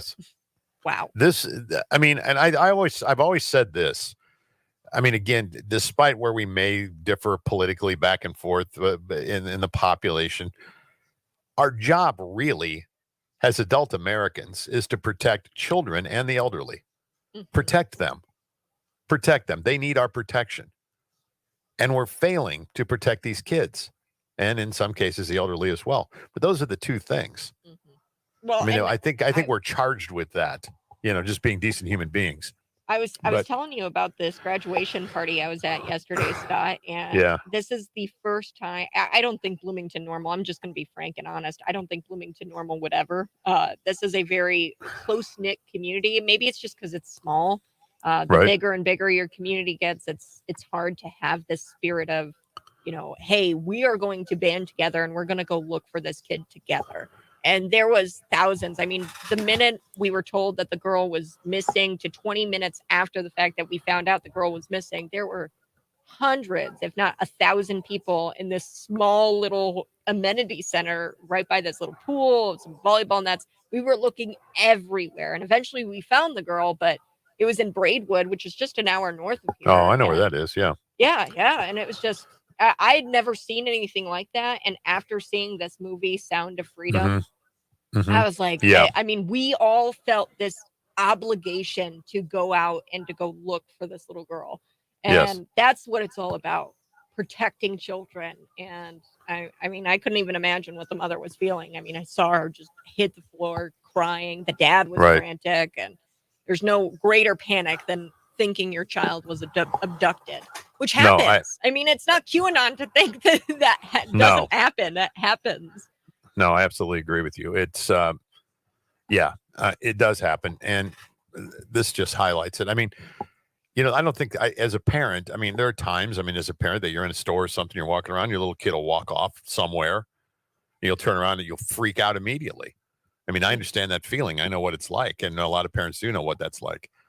I mean, and it's just, again, tough movie to watch, great movie to see, go see it, take a friend, whatever. Real quick, the Beach Boys, I'm going to bring the Beach Boys in here. The Beach Boys were performing over the weekend. Mike Love, who is one of the singers of the Beach Boys, there was a little back and forth from the stage. Mike was talking to the audience and he made a little funny little joke, and the left, of course, immediately freaks out because these people have zero sense of humor. But this is what he said, and now here we'll play it for you. Work ethic. I don't know if we're going to hit it, but we'll find something.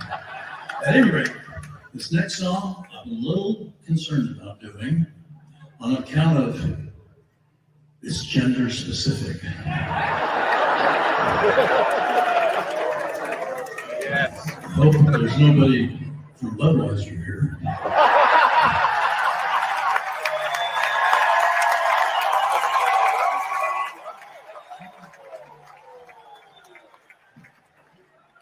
Or the FBI.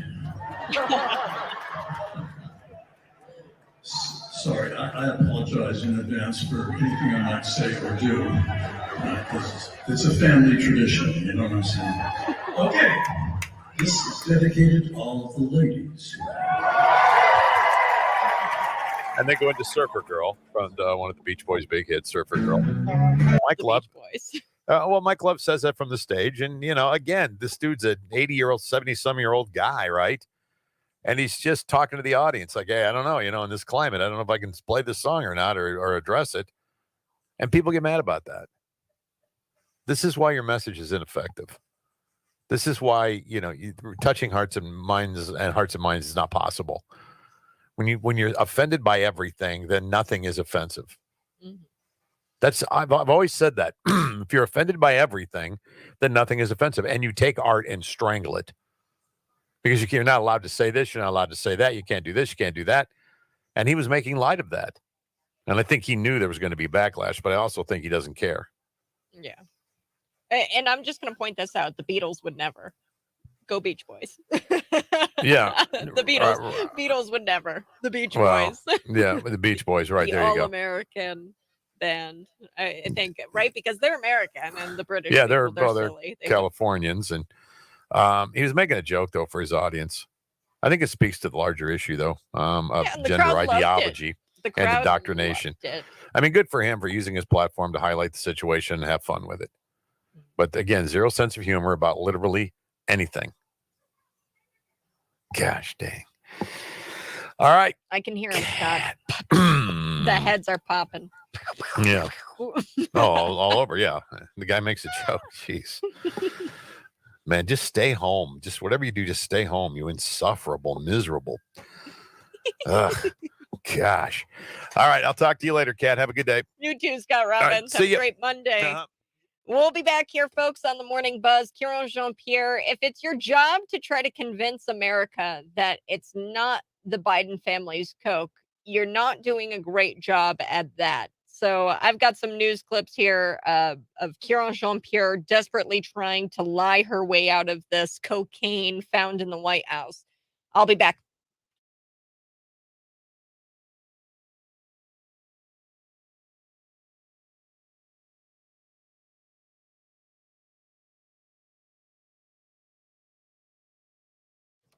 Hey, if you're watching right now, go ahead, smash that like button. If you're watching, you have to smash the like button if you're watching right now. Now, Colson, good morning. He's out there and he's talking about right-wing conspiracy theories. Bleh. So he says this, QAnon is pushed by the far right, Jim. I guess he's, far right. That's why we don't take anyone seriously who are on the right, because they spew crackpot conspiracy theories and pretend it's some sort of truth, and they cry censorship when their conspiracy theories get removed. I'm curious. So, Colson, are you talking about the conspiracy theory of the bioweapons creating a COVID-19 virus that killed millions of people? And we found out later that the United States actually funded the bioweapon, that the Chinese were working towards creating this bioweapon. And in fact, in 2014, they were working on the bioweapon and then they produced a vaccine for that bioweapon. Are you talking about that conspiracy? Because now we have evidence that that is, in fact, what was going on, that it is a bioweapon. Are you talking about the conspiracy theory that over 2 million children are trafficked each year? That child trafficking is something that the United States consumes, is the largest consumer of child trafficking. Are you talking about that conspiracy? Because I'm just looking for a conspiracy that, hasn't been proven true. Are you going to try to fight me and say that child trafficking doesn't happen? Are you going to try to fight me and say that the COVID-19 virus was not biologically engineered in a Chinese Wuhan lab? Because if you're going to try to fight me on those things, I mean, there's proof, there's evidence that these things have happened. And censoring, I mean, are you talking about the Hunter Biden laptop? Is that conspiracy? Because there's an actual hard drive that people have obtained pictures of him uh, abusing drugs. So, what conspiracy are you talking about? Because conspiracy would be like it's not true. There's a connotation there that it's not true. Um, I don't understand. um, I'd love to know what conspiracy theories you're talking about. 309-451-9299. We are going to be back talking about Kieran Jean-Pierre in this cocaine story. So she's just flat out not even trying to tell the truth anymore. She's just straight up telling lies. Kieran Jean-Pierre. Now, there have been ever-changing news reports about this white powdery substance that was found in the White House. Now, people have confirmed that someone has left their cocaine in this Uber-exclusive area, the Situation Room. MSNBC had this really oddly specific report done where they said that it was near the Situation Room, right where the vice president parks her car. And that was on Thursday. Then on Friday, a reporter asked about the Biden member with known drug problems, Hunter Biden, and Kieran Jean-Pierre, the black lesbian. She lashed out and she said the Bidens weren't even there when the coke was found, which is a lie. It's irresponsible. She says it's irresponsible reporting because, Hunter Biden wasn't even there when the coke was found. It's irresponsible for the White House to spread misinformation. Misinformation, like, for example, and this is the top of my head, that the Bidens weren't at the White House when the cocaine was found, not when the press pool report That's misinformation. The press pool reported that all the Bidens were there at the White House on Friday. So this is according at 6:34 p.m. They saw a motorcade, and this motorcade pooler saw Jill, baby Beau Biden, Hunter Biden climb into the presidential USV. President Biden followed minutes later. This was all happening on Friday. And then she says that they weren't there on Friday. So she's just straight up lying at this point.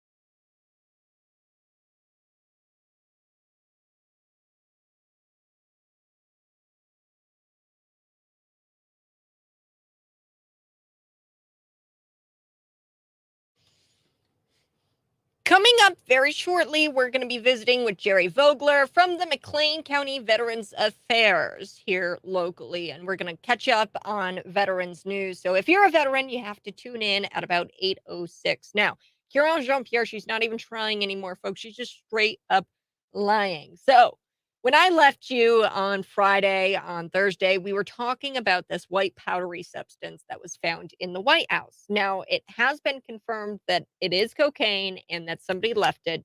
The last place they said that it was left was near the Situation Room, and they got really oddly specific here. MSNBC, they had a report out there that said that where the cocaine was left was actually where the vice president parks her car. So they got very specific in this report. Now, on Friday, a reporter had asked about, the Biden member of the family with known drug problems. And Kieran Jean-Pierre, she lost it. She lashed out and she said that the Bidens weren't even there when the coke was found. Let's take a listen to Kieran Jean-Pierre lying her butt off. Here we go.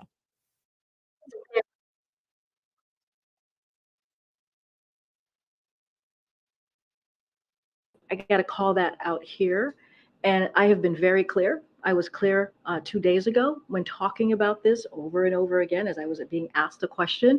As you know, and media outlets reported this, the Biden family was not here. They were not here. They were at Camp David. They were not here Friday. They were not here Saturday. They were not here Sunday. They were not even here Monday. They came back on Tuesday. So to ask that question is actually incredibly irresponsible. And I'll just leave it there. Okay. Your own Jean-Pierre. Now, it's not irresponsible to ask the White House to rule out that it wasn't Hunter Biden's cocaine, okay? It's not irresponsible to ask the White House to rule that out. Not when the internet is lousy with videos of Hunter using and abusing illegal drugs that Hunter himself uploaded to the interwebs. What is irresponsible is for the White House to spread misinformation. Misinformation like, for example, and this is off the top of my head, that the Bidens weren't at the White House when the cocaine was found. False! There are press pool reports that the Bidens were at the White House. Yes, even Hunter Biden. So this is according to the poolers. They said, the press poolers, they said that they saw with their own eyes Jill Biden, baby Beau Biden. Then we have Hunter Biden climb into the presidential SUV. And then President Joe Biden followed a few minutes later, the motorcade rolling out as of 6:34 p.m. Friday. So she's lying here, folks. So let's see. In 48 hours, the White House has been oddly specific in mentioning that the blow was found in the same area where the vice president parks her car. Are they throwing Kamala Harris under the bus? The White House press secretary has lashed out at a report for asking if they would rule out the most likely suspect. And Kieran Jean-Pierre didn't lie. Okay, she's telling an invalid truth about where the Biden family was. At this point, I'm starting to wonder if this was Kieran Jean-Pierre's cocaine, okay? Because she's doing her darndest to just lie, spread invalid truths about this cocaine. I mean, there's just been so many different reports about it. And look, I think it serves as a distraction. We're going to be visiting with Jerry Vogler here in the 8 o'clock hour. That's next on the Morning Buzz. I'm Kat Peterson.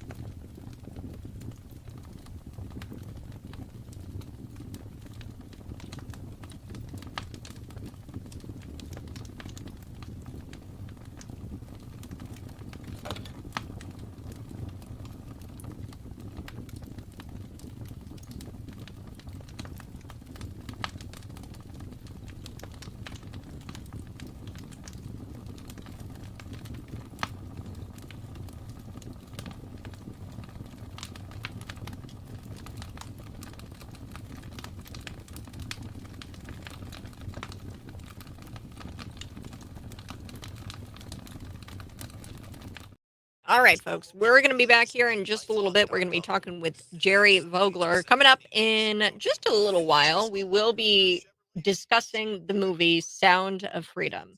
So, Sound of Freedom, they're projecting, I think it's like $40 million at the box office just in 1 week.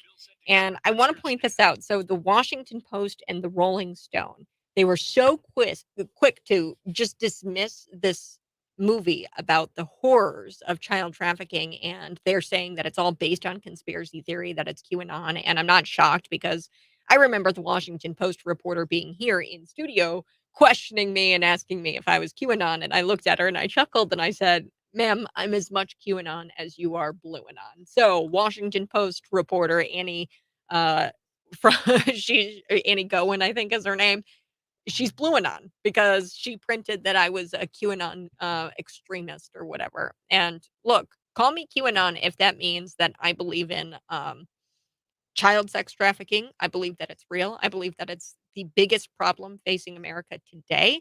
I believe that the United States is the largest consumer of child sex trafficking. I also believe that 2 million children go missing every year and are victims of human trafficking. I believe that the southern border is the perfect way for child traffickers to traffic those children into the United States for consumption. God's children are not for sale. You want to sit here and fight with me on that? Go ahead. But you're the pro pedophile, pro child trafficker then. And these both the Washington Post and Rolling Stone, they dismissed this movie, Sound of Freedom, and then they praised the movie. It's on Netflix, 2020 documentary. It's called Cuties, and it's about twerking preteens, 11-year-olds, 12-year-olds. It's about sexualizing children, and they praised that movie, said it was award-winning, and the left called it social commentary. So, I'm sorry. I'd rather be on the right side of history of this, and call me a QAnon conspiracy theorist. I don't give a damn. Like, I really don't care.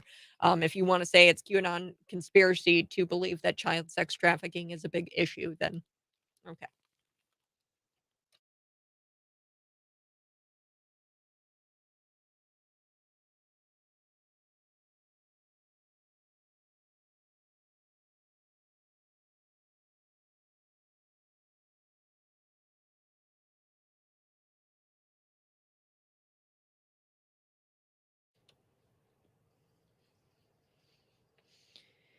Hey, good morning. This is the Morning Buzz, and our commander in chief, Joe Biden, I like to call him the basement dweller. He was spotted, folks, at the beach. And what was he wearing?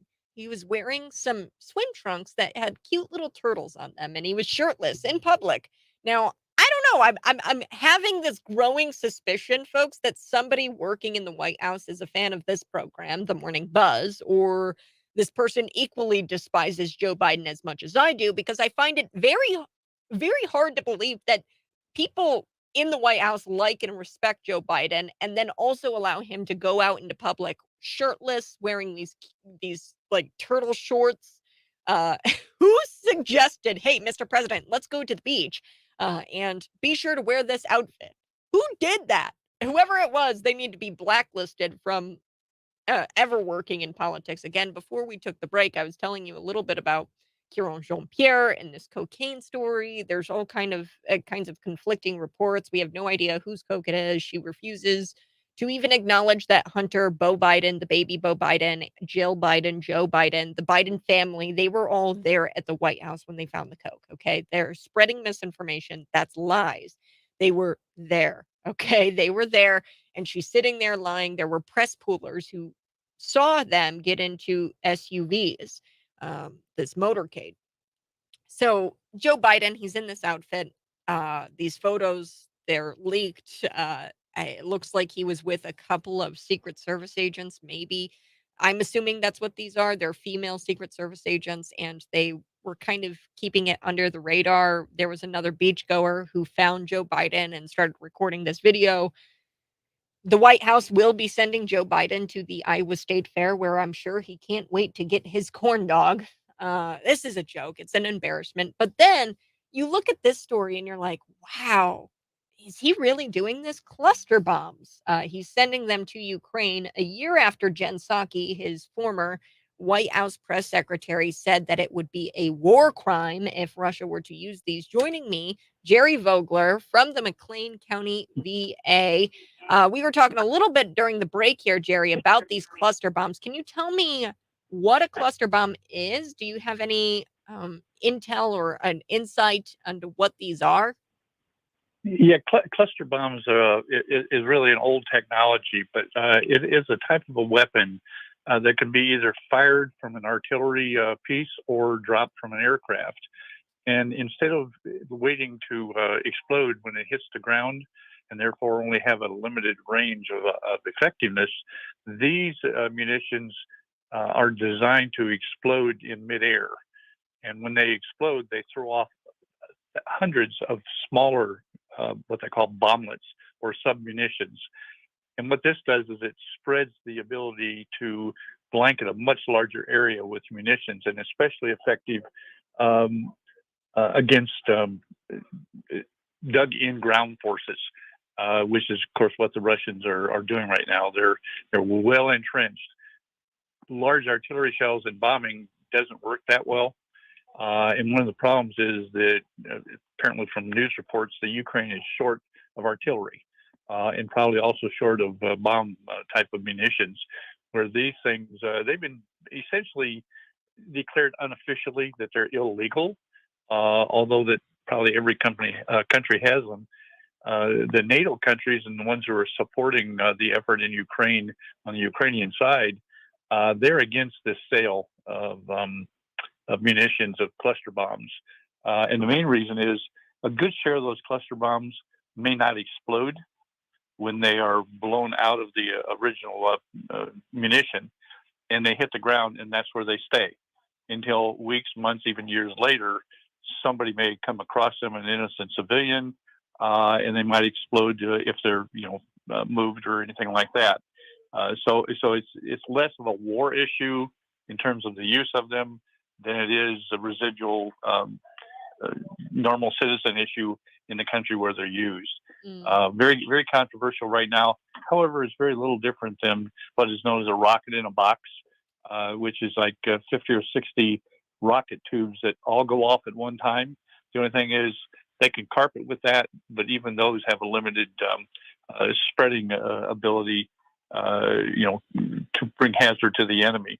But those are kind of cluster bomb, although they actually hit the ground, but they're fired all at once in large numbers. Jerry Vogler, we're talking with Jerry Vogler. He's the superintendent of the McLean County VA and an expert. I mean, more of an expert than I am in these cluster bombs, explaining what this actually is. I do want to shift gears, talk about the Central Illinois Housing Network. So they have got a little event coming up on July 15th. Tell me a little bit about that. Yeah, the July 15th event this year is going to be at Casper's Brewing Company from 3 p.m. to 9 p.m. And this organization raises funds for the purpose of providing funding for veterans who need things like home repair, maybe disaster relief if the wind tore their roof off or something of that sort, which is very lacking in this community and most other communities, not only for the general citizenry, but veterans also. There are really no good programs out there under the VA, either at the federal or state level, that provides this kind of funding. But we had the big floods over on the west side a year or so ago, in which basements were flooded and so forth, and that was really devastating to several veterans. Our office doesn't have that kind of funding. However, we're planning on adding that after the first of the year with the new funding from the taxation coming in as a result of the Military Veterans Assistance Act. It was passed last fall. So it's going to be kind of a combination effort. They will have food and drink there. There'll be a bake sale provided by Ivy Lane Bakery and Nine Lives Bakery. And there will also be live music from pretty much the whole evening. So my suggestion is go out, support the heroes here in Bloomington-Normal that may need help in the future here, and have a great time in the meeting. Let me give a number here in case they have other questions. 309-886-8255. 838-9124. Then give you all the lowdown on it. Wonderful, Jerry Vogler. Yes, folks, be sure to make it out there July 15th from I think it's 3 to 9 p.m. at Casper's Brewing Company on Ireland Grove Road in Bloomington. Live music, and this is a great way to support veterans who might need some home repairs, okay, or maintenance done to their homes. So, do want to shift gears here, Jerry. Can we talk a little bit about the Supreme Court ruling on race-based admission policies and how it's unconstitutional? Can you talk about this and what Chief Roberts, John Roberts, what he said in his majority opinion? He wrote this up. Well, I think unless you were in a coma or out of the country and didn't see any news, everybody knows that the Supreme Court ruled against 2 universities and the idea in general that the admissions policies of those universities should not include something that's race-based, either for or against a particular race. However, in the majority opinion, which Chief Justice John Roberts wrote, he said that this policy would not impact how military service academies approach admissions. And then he cited distinct interests that those institutions have. Historically, the military and all the service academies have used race to ensure more diversity within it. Unfortunately, and I say this unfortunately from my own personal point of view, they have a diversity, equity, and inclusion policy that is at the forefront of everything, it seems like, in the government right now. But the truth of the matter is, graduates from the military academies only make up about 1/4 of the officers. Half of the officers come out of the Reserve Officer Training Corps, ROTC. They already have college degrees when they go into the service as second lieutenants. And then there's another quarter that get their commissions through Officer Candidate School. And the only requirement there is they have to have a college degree of some kind, I guess, to show that they can academically handle it. But that's all. Back during the Vietnam era, when I was in the service, you didn't even need that. There was such a shortage of second lieutenants and first lieutenants that the military, especially Army ROTC, would take you with just a GED, general equivalent education diploma, or a bachelor's degree, or just a high school diploma. The big question here, however, is why we have academies and so forth in the first place, and who become the officers. And that issue, nobody can be perfect when they apply for something, but excellence in whatever you've done and are doing should be the primary qualification on how a person is measured to be able to get into a military academy. And the military is one which extols and appreciates the excellence of those who are admitted to one of those 3 sources. And it's what they really need is just the excellence factor. And I'm not sure any other subjective factor is really that important. Oh, I know. And I feel like the military, it's one thing about schools and affirmative action, whatever, but it's a whole other thing when you have people out there saying that something like an affirmative action system should be put in place for the military, because you would think that that is the one place where you should not have people in there based off of things like race. I mean, the color of your skin definitely does not matter out on a battlefield, right? I would say physical physical attributes are important, right? Can you actually be out on the battlefield? But I don't know if your race really has a whole lot to do with can you be in a military setting. Yeah, it doesn't. In the United States military's first 4-star African American general, Daniel James, I think said it best. And that is, the power of excellence is overwhelming.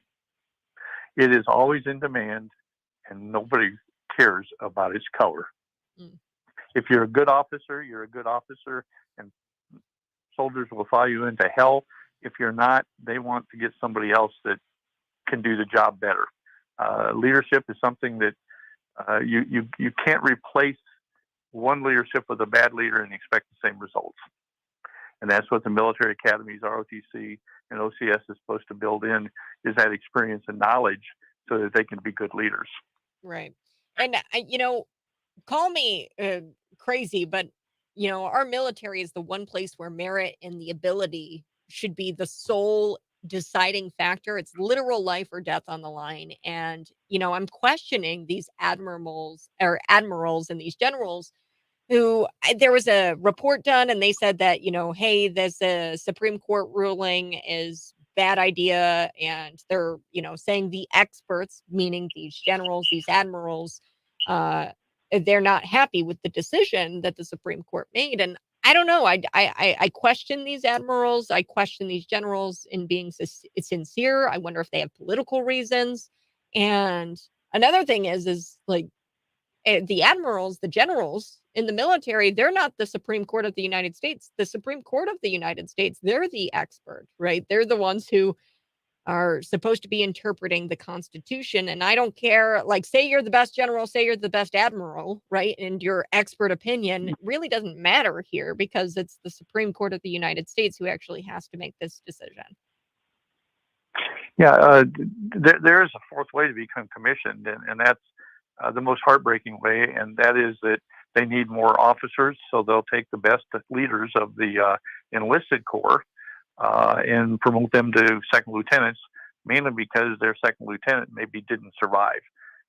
They don't really, when it's a direct commissioning like that, look at anything other than excellence. And you don't have to have a college degree or any of that prerequisites at all.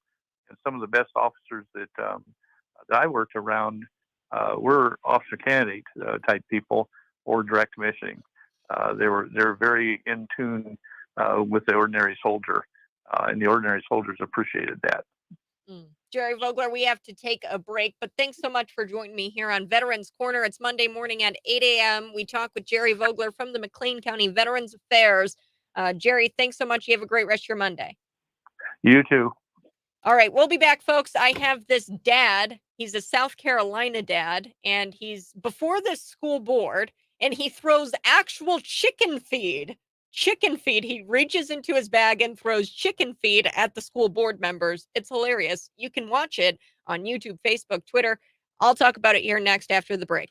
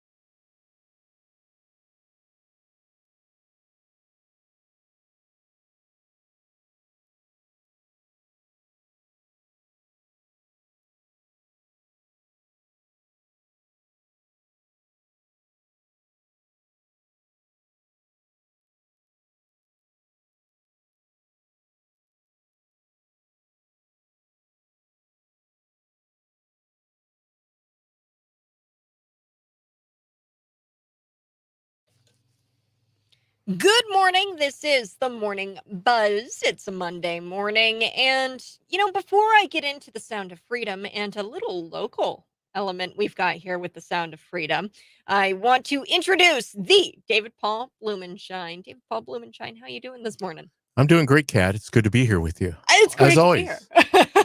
It's just good to be alive. It is. You wake up and it's like, gosh, thank God I'm alive today. Thank you, God. Everybody has a different way of manifesting that from the sun up to sundown. But obviously, as people of faith, we believe it's a brand new start to a new day, right? We've been given another day to Yeah. impact the world, to influence the world. Actually, there's this wonderful song that I just love and I listen to every other day. Honestly, it's by Matthew West and it's called What If. And here, I'm just going to play a little bit of it. I'm just because I have it pulled up here. Matt, listen to the lyrics. It goes into how you wake up in the morning and you're never promised every day. Every day is not promised. But he wakes up and he talks about how his heart's still beating in his chest, Yes. and he wants to know that there's no what ifs. No what if. No what ifs. Yep. So he talks about regret. So let's take a listen to that real quick just to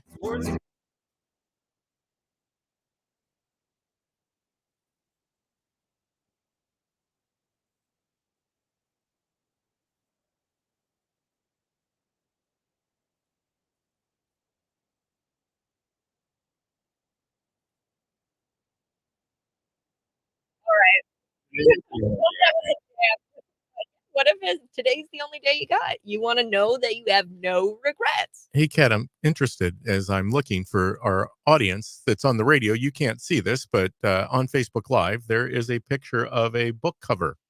Yes, and that's what we're getting into today. Sound of Freedom. I mean, $40 million in the box office just this Yeah. past week. Yep. And we have a local author. And the radical left is attacking the movie. So you know that it's whenever the radical left obviously is going after something, you're going in the right direction. I mean, these people look sick. You're a pro child trafficker and you're a pro pedophile. Yeah, this is the party of respect and making sure that tolerance and people are treated fairly and women aren't used as instruments. And here they are, just it's craziness. But then again, they've already shown themselves. Well, I knew that the disgusting corporate media would lash out at this movie because it's made by Christians. Yeah. I knew that they were going to do it. I Yeah. didn't know that it was going to be this bad, where they would beclown themselves and make themselves look like they are actual pedophiles and actual child traffickers. That's where they try to persecute us. But then again, that's when we know that we're going in the right direction. And this is something that has been around for decades, centuries. And I think we're going to talk a little bit about the book cover that is showing itself, because there's a local author here in the Bloomington-Normal area. Her name is R.T. Wolf. She started in 2013 writing a book series about Nikki Savage Detective. It's a 5-book series. It's available on Barnes & Noble, Amazon. But it's about a young lady who was, when she was a girl, sold into human trafficking by an international traffic organization. And when she grew up in upper state New York, she had made a commitment that she was going to become a detective and bring down this international human trafficking ring. So contrary to the radical left, the screechers on the left, yes, human trafficking has been going on. If you don't believe that, what do you think prostitution is? It's a form of human trafficking, cattling, basically putting women into a position where they cannot break free from it.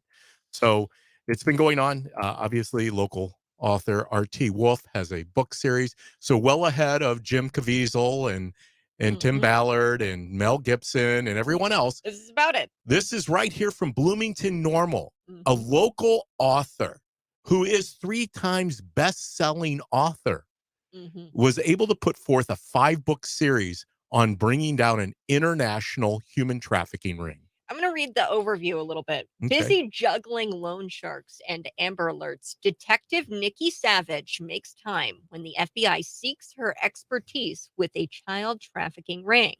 But when Nikki discovers that men running the ring are the same ones who abducted her as a young teen, the case gets personal. Risking her badge, Nikki goes rogue, much like Jim Caviezel in this movie, Yes. Sound of Freedom, goes rogue. Luckily, she has Duncan Reed along with his wiretapping and surveillance expertise, which was That's used. where the romantic suspense comes in. Duncan is Duncan her is the- guy. Ends up not to blow the story, but Duncan becomes very close with her. Obviously, might even become her husband. But hey, shh. Hey, don't spoil. Okay, but No Duncan spoiler alert. also wants to take the relationship to the next level. Yes. Oh boy.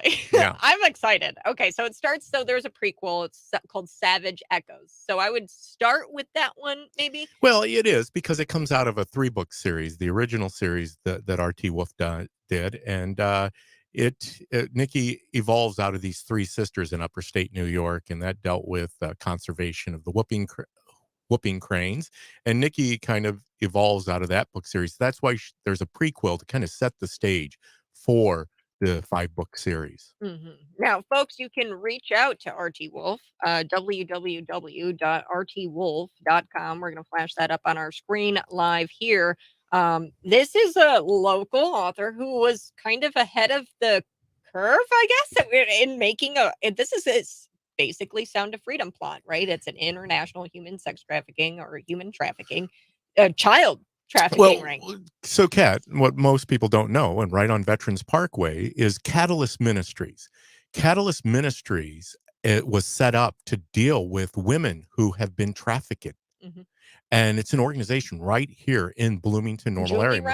Julie Ryan. She's been on the radio with you, Kat. Mm-hmm. I know she has. So Julie Ryan and her husband, Tim, kind of formulated the foundation of Catalyst Ministries. Also, Child Rescue. R.T. Wolf utilizes resources. Child Rescue has been around for a long time. What's funny is the lack of research done by the Rolling Stone, the Guardian, and all these other liberal sources.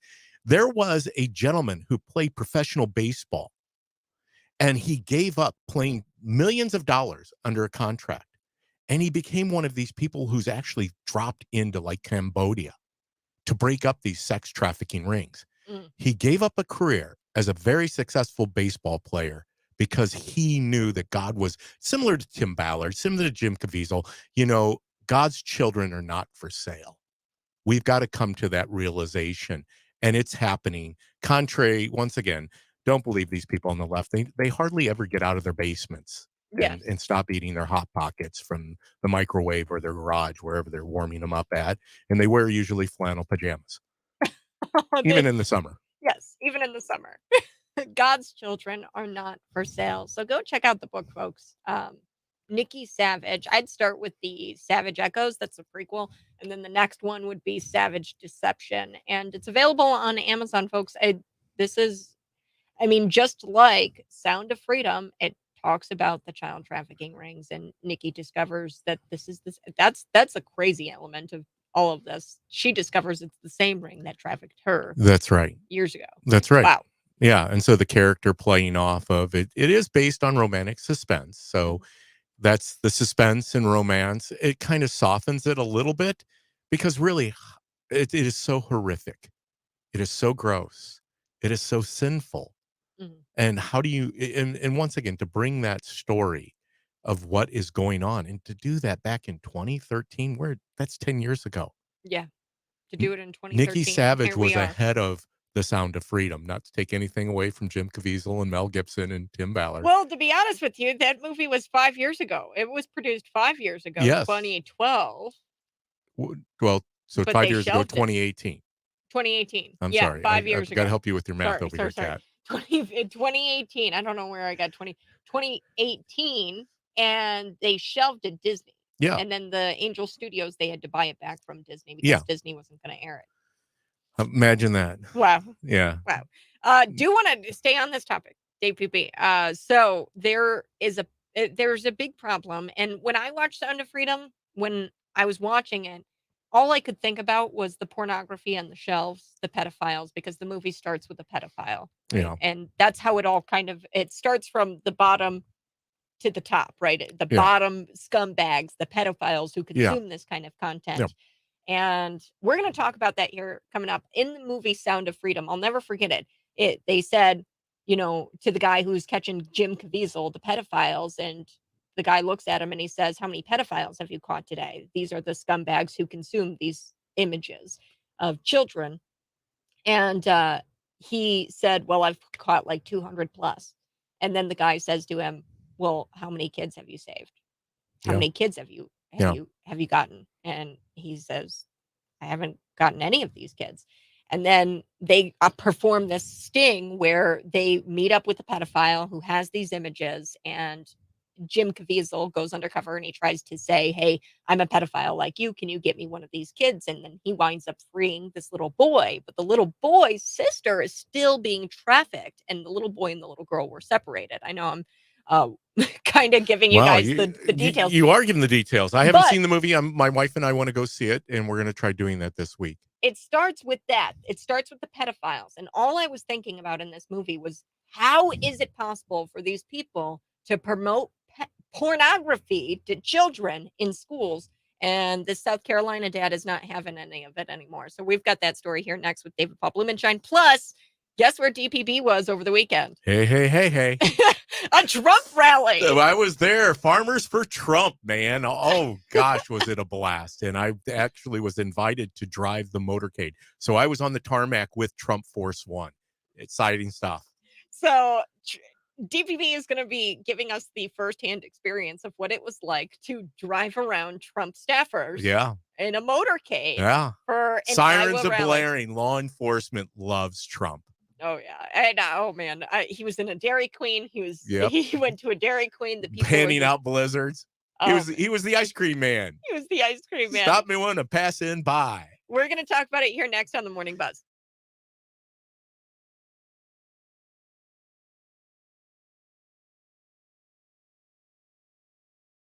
So that's one thing I do want to talk about. DPP was Ron DeSantis, and I don't know, his ability to connect with people. Yeah. I don't know if he appears to be fake. There is this new commercial out there. I'm gonna have to show it to you a bit later, but it's bizarre. Kat, I feel so bad for Ron DeSantis. And the reason why is he's not that old of a man. And I think his heart is in the right place. I think his mind, unfortunately, he got duped by a bunch of high-profile elitist neocons to believe that he had the ability to overtake. He's not even going to win his own state. Yeah. I mean, Florida is not going to go for DeSantis over Trump. And that's somebody said his pathway to victory. You know what his pathway to victory was? And I love sharing this with Kevin, our very own Kevin Ferris, is this 2028 into the presidency in 2028. Instead, he got enticed, he got buffaloed into getting in this race. Get out. I honestly believe he is. Vivek is going to overtake DeSantis.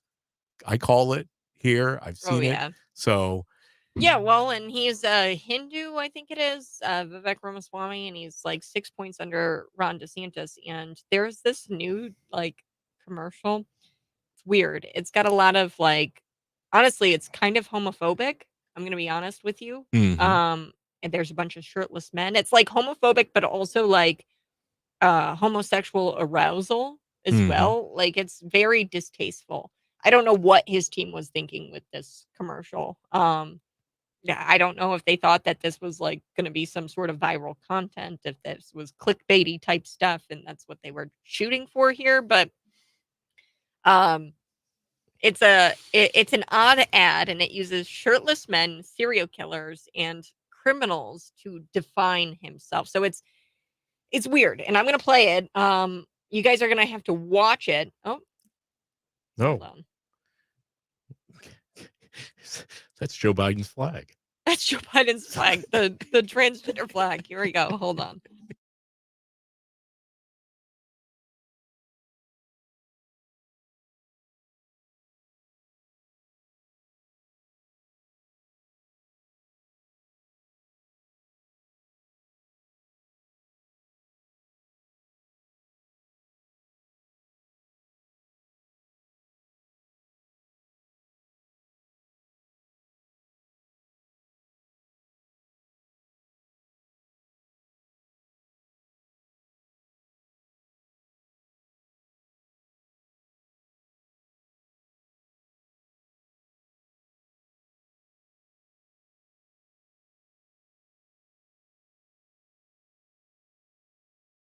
Okay, sorry, camera difficulties. God's children are not for sale. Yeah. You know, So it's in, DPV, you and I had kind of eventful weekends. yeah. So this weekend, I was a part of an extensive search for a little girl who went missing. Oh my goodness. Yeah, so she went missing when I was at a graduation party for my little cousin. She was blonde, 4 years old. I guess the friend of the mother, a male friend of the mother, took the little girl without telling the Oh, mother. oh boy. There was no communication, I guess. Okay. That's from what I'm gathering. Communication breakdown. Yeah, so the little girl knew the guy, right? So went with him, but there was Yeah. no communication, and it was just an extensive search. And I don't know, when I say that I don't think that's what this community would do. I don't know, maybe I haven't been around long enough, but Yeah. there was a real like God like working in all of these people to find this little girl. And hot off the heels of Sound for Freedom, I was like, whew, Yeah. man.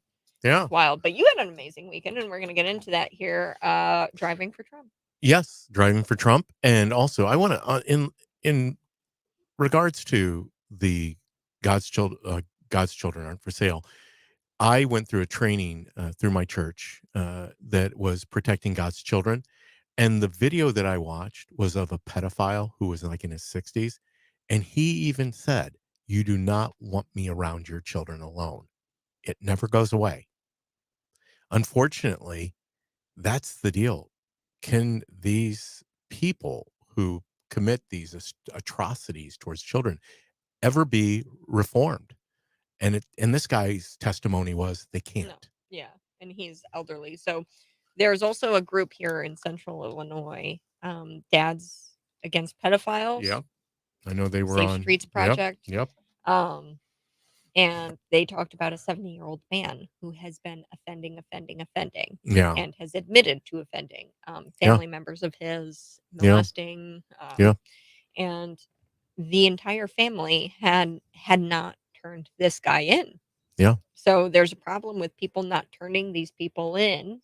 Yes. And I mean, he's been completely disowned by his entire family. He's Yeah. an outcast, right? But he needs to be turned into the authorities. And there Yeah. have been several people who have had encounters with him, and he said they just don't turn me in. Yeah.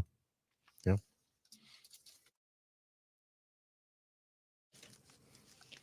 Good morning. Hey, this is the Morning Buzz. Before we took the break, I was going to tell you a little bit about a South Carolina dad, David Paul Blumenshine, joining me in studio. Good morning, David. Good morning, Kat Peterson. He's got a radio show. It's Sunday from 1 to 3. You might have missed it yesterday, but go check out the podcast, cities99.com. Now, there is this guy. He's a dad, and parents across the country are still speaking out on behalf of their children when it comes to these school board meetings. Joe Biden, the Democrat Party, leftists, they are adamant about indoctrinating students and glorifying porn, putting pornography on the shelves. I've seen it. It is not fake.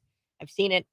Hayworth, Unit 5, District 87. I've seen it. Bloomington Public Library. It's there. Yeah. School boards are not willing, or they're too chicken to act and to take these things off the shelves. And this South Carolina dad is not having it anymore. So let's take a listen to what he says here. He actually reaches into his bag and throws chicken feed at the board members.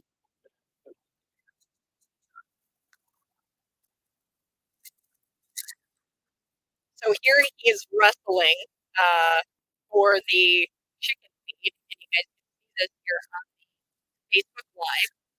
He's got a backpack, and he throws Here's your chicken feed. I give you this gift as a way to demonstrate mine and many others' opinion or your lack of action. Chicken, too afraid. Matter of fact, your behavior gives chicken a bad name. Thank you. Matter of fact, there's a big difference between a book ban and eliminating chicken a bad name.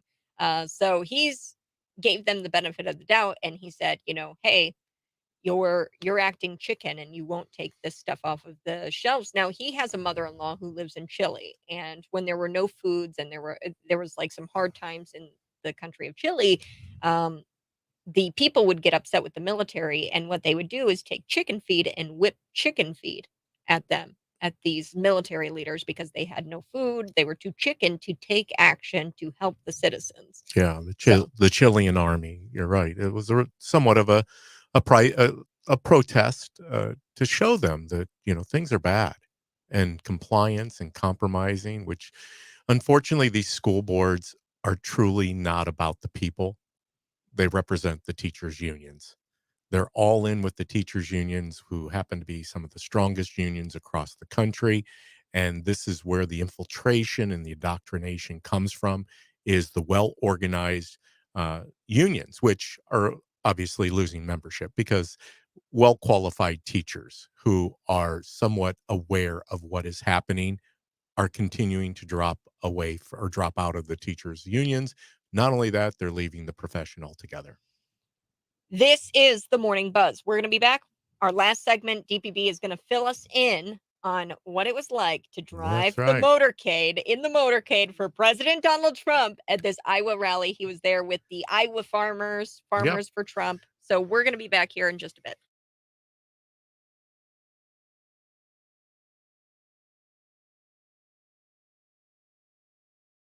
The chat is alive, Kat.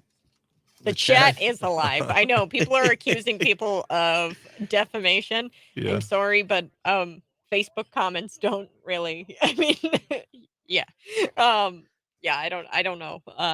The Facebook chat is alive. Who knew that saying God's children are not for sale is so controversial? I thought that's something that we could all rally behind. Yeah. God's children aren't for sale. Children are not for sale. And children shouldn't be sexualized. And children are God. In fact, wait, hold on, Kat. Children are God. Let me get in my pocket here. And what is that? That is the Constitution, my pocket Constitution, with a lot of tape on it to keep it together, to hold it together, because I've worn out these pages a little bit. It says, we hold these truths to be self-evident, that all men are created equal and they are endowed by their creator with certain unalienable rights. Among these are life, liberty, and the pursuit of happiness. We're all God's children. Mm-hmm. It's God. It says right up above that, the unanimous declaration of the 13 United States of America, when the course of human events, it becomes necessary for one people to dissolve the political bands which have connected them with another, and to assume among the powers of the earth the separate and equal station to which the laws of nature and the nature's God entitle them. You know what? We have to revolt against human trafficking. Yeah. And the interesting thing about the gentleman who changed my tire, I had a major blowout on my way to Council Bluffs. You're not aware of this? No. You haven't seen the pictures? No. I had a wrench go through my bumper after it shredded my rear tire. Fortunately, I came across a man in a towing and recovering in Stockton, Iowa, and he had one tire, and it happened to fit my vehicle, a Toyota tire. I mean, it's God incidents, Kat. And the man God had a loves shirt you. on that said, there are two types of people, traitors and patriots. Quote from Ulysses S. Grant. In times like these, there are two types of people. That's where we're at. Wow. Chilling. I got goosebumps. Yeah. One type of tire. He had it in One tire. Stockton, Iowa. Hold on, Kat. Let me get to the picture. It's crazy. I should send you the picture, Kat. I'll upload it, or I'll. Here, I'll send you the picture real quick. Nope, I don't want to do that. And then we can talk about this. That's wild. Iowa. Yeah, my good friend Jake driving Roger Stone. I told Jake, I was like, Jake, if you get to talk to him, please talk about the RNC and how they're trying to go more towards a super delegate type system. Roger Stone is going to see that for what it is. It's the California Republicans are trying to go more towards this favorability. And I do believe that Harmeet Dillon is out there trying to stop this, but if you're a Ron DeSantis person, this is a good thing for you, because this means that the party can choose the nominee, not the people. This is how Bernie Sanders has not been the Democrat nominee of the Democrat Party. Wowza. Wow. Yeah. I mean, it's just in there. Yeah. I'll share that. Half of the wrench flew and went through the bumper, and half of the wrench is still inside the tire. I found that out when I went to my little friend at my friend from Bosnia, who has brothers, meaning plural, Mhm. truck and trailer repair. So he's not even an auto repair. he does salvage. He happened to be somewhere along the line. He pulled off the road, a Toyota, and took this wheel off. That wheel is on my car. That was the wheel of. Getting to Iowa. All right, we're gonna talk about that story here next. All right, folks. Hey, good morning. This is the Morning Buzz. David Paul Blumenshine joining me in studio. He's telling me about a story of how he was going down to Iowa and then a wrench just jammed itself inside of your bumper and into your tire. Tell me. Craftsman wrench. Yeah. Yeah, it snapped in half. Actually, I hit it. It was crazy because it's I-80. It's Thursday, late evening, late commute, and I was changing lanes. I mean, amazing traffic, commercial traffic, especially just before the world's largest truck stop in Iowa.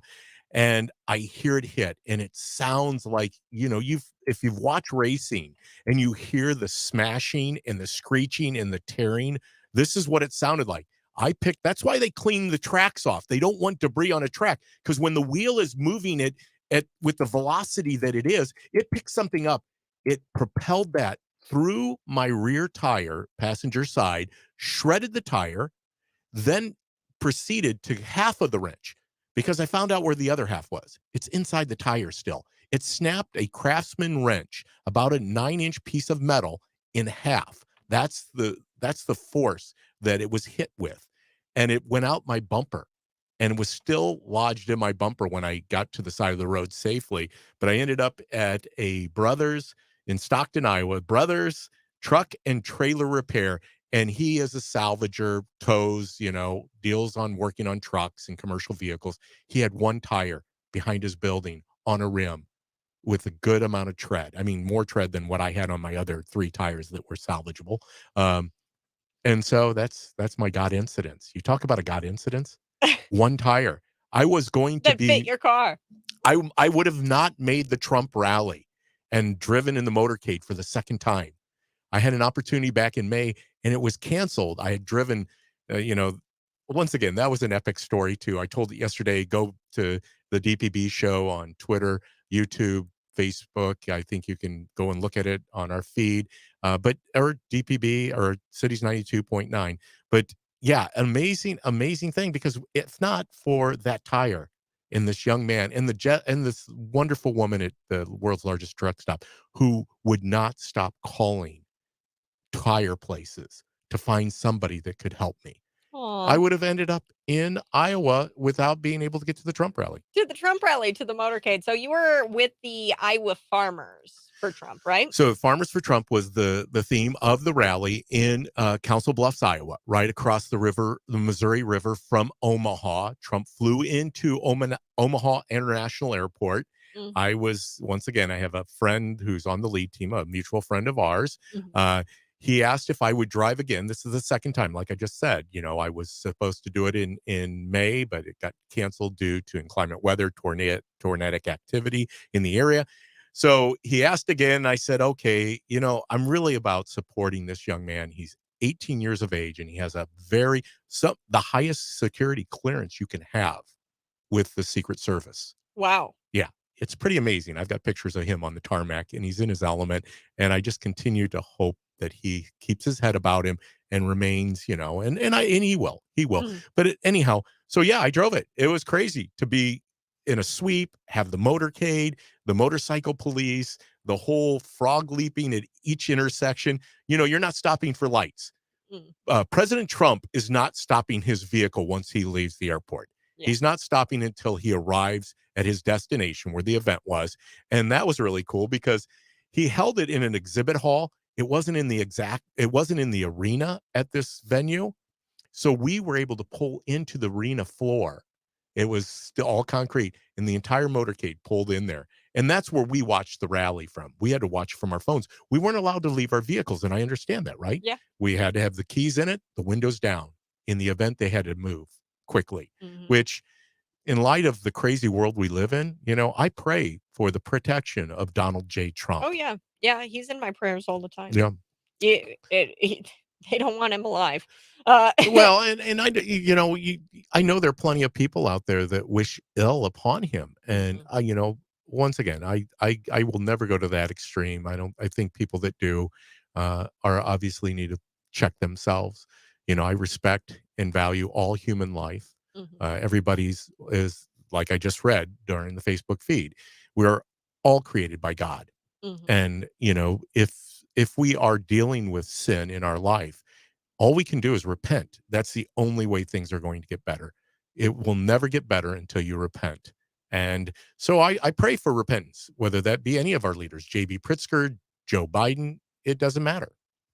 Hey, pray for repentance today, this morning. All right, that's going to do it for our show. 8:58 a.m. Monday morning. Tomorrow morning, we'll be back at it bright and early, 6 a.m. to 9 a.m. This is the Morning Buzz. You can text me all day. It's 309-451-9299. And I know the trolls, you guys text me all day. I mean, you love I love listening. the trolls, Kat. I love them. Bring it. Bring it I love on. it. We love you, trolls. Okay. You guys have a great one. Bye-bye. I love you.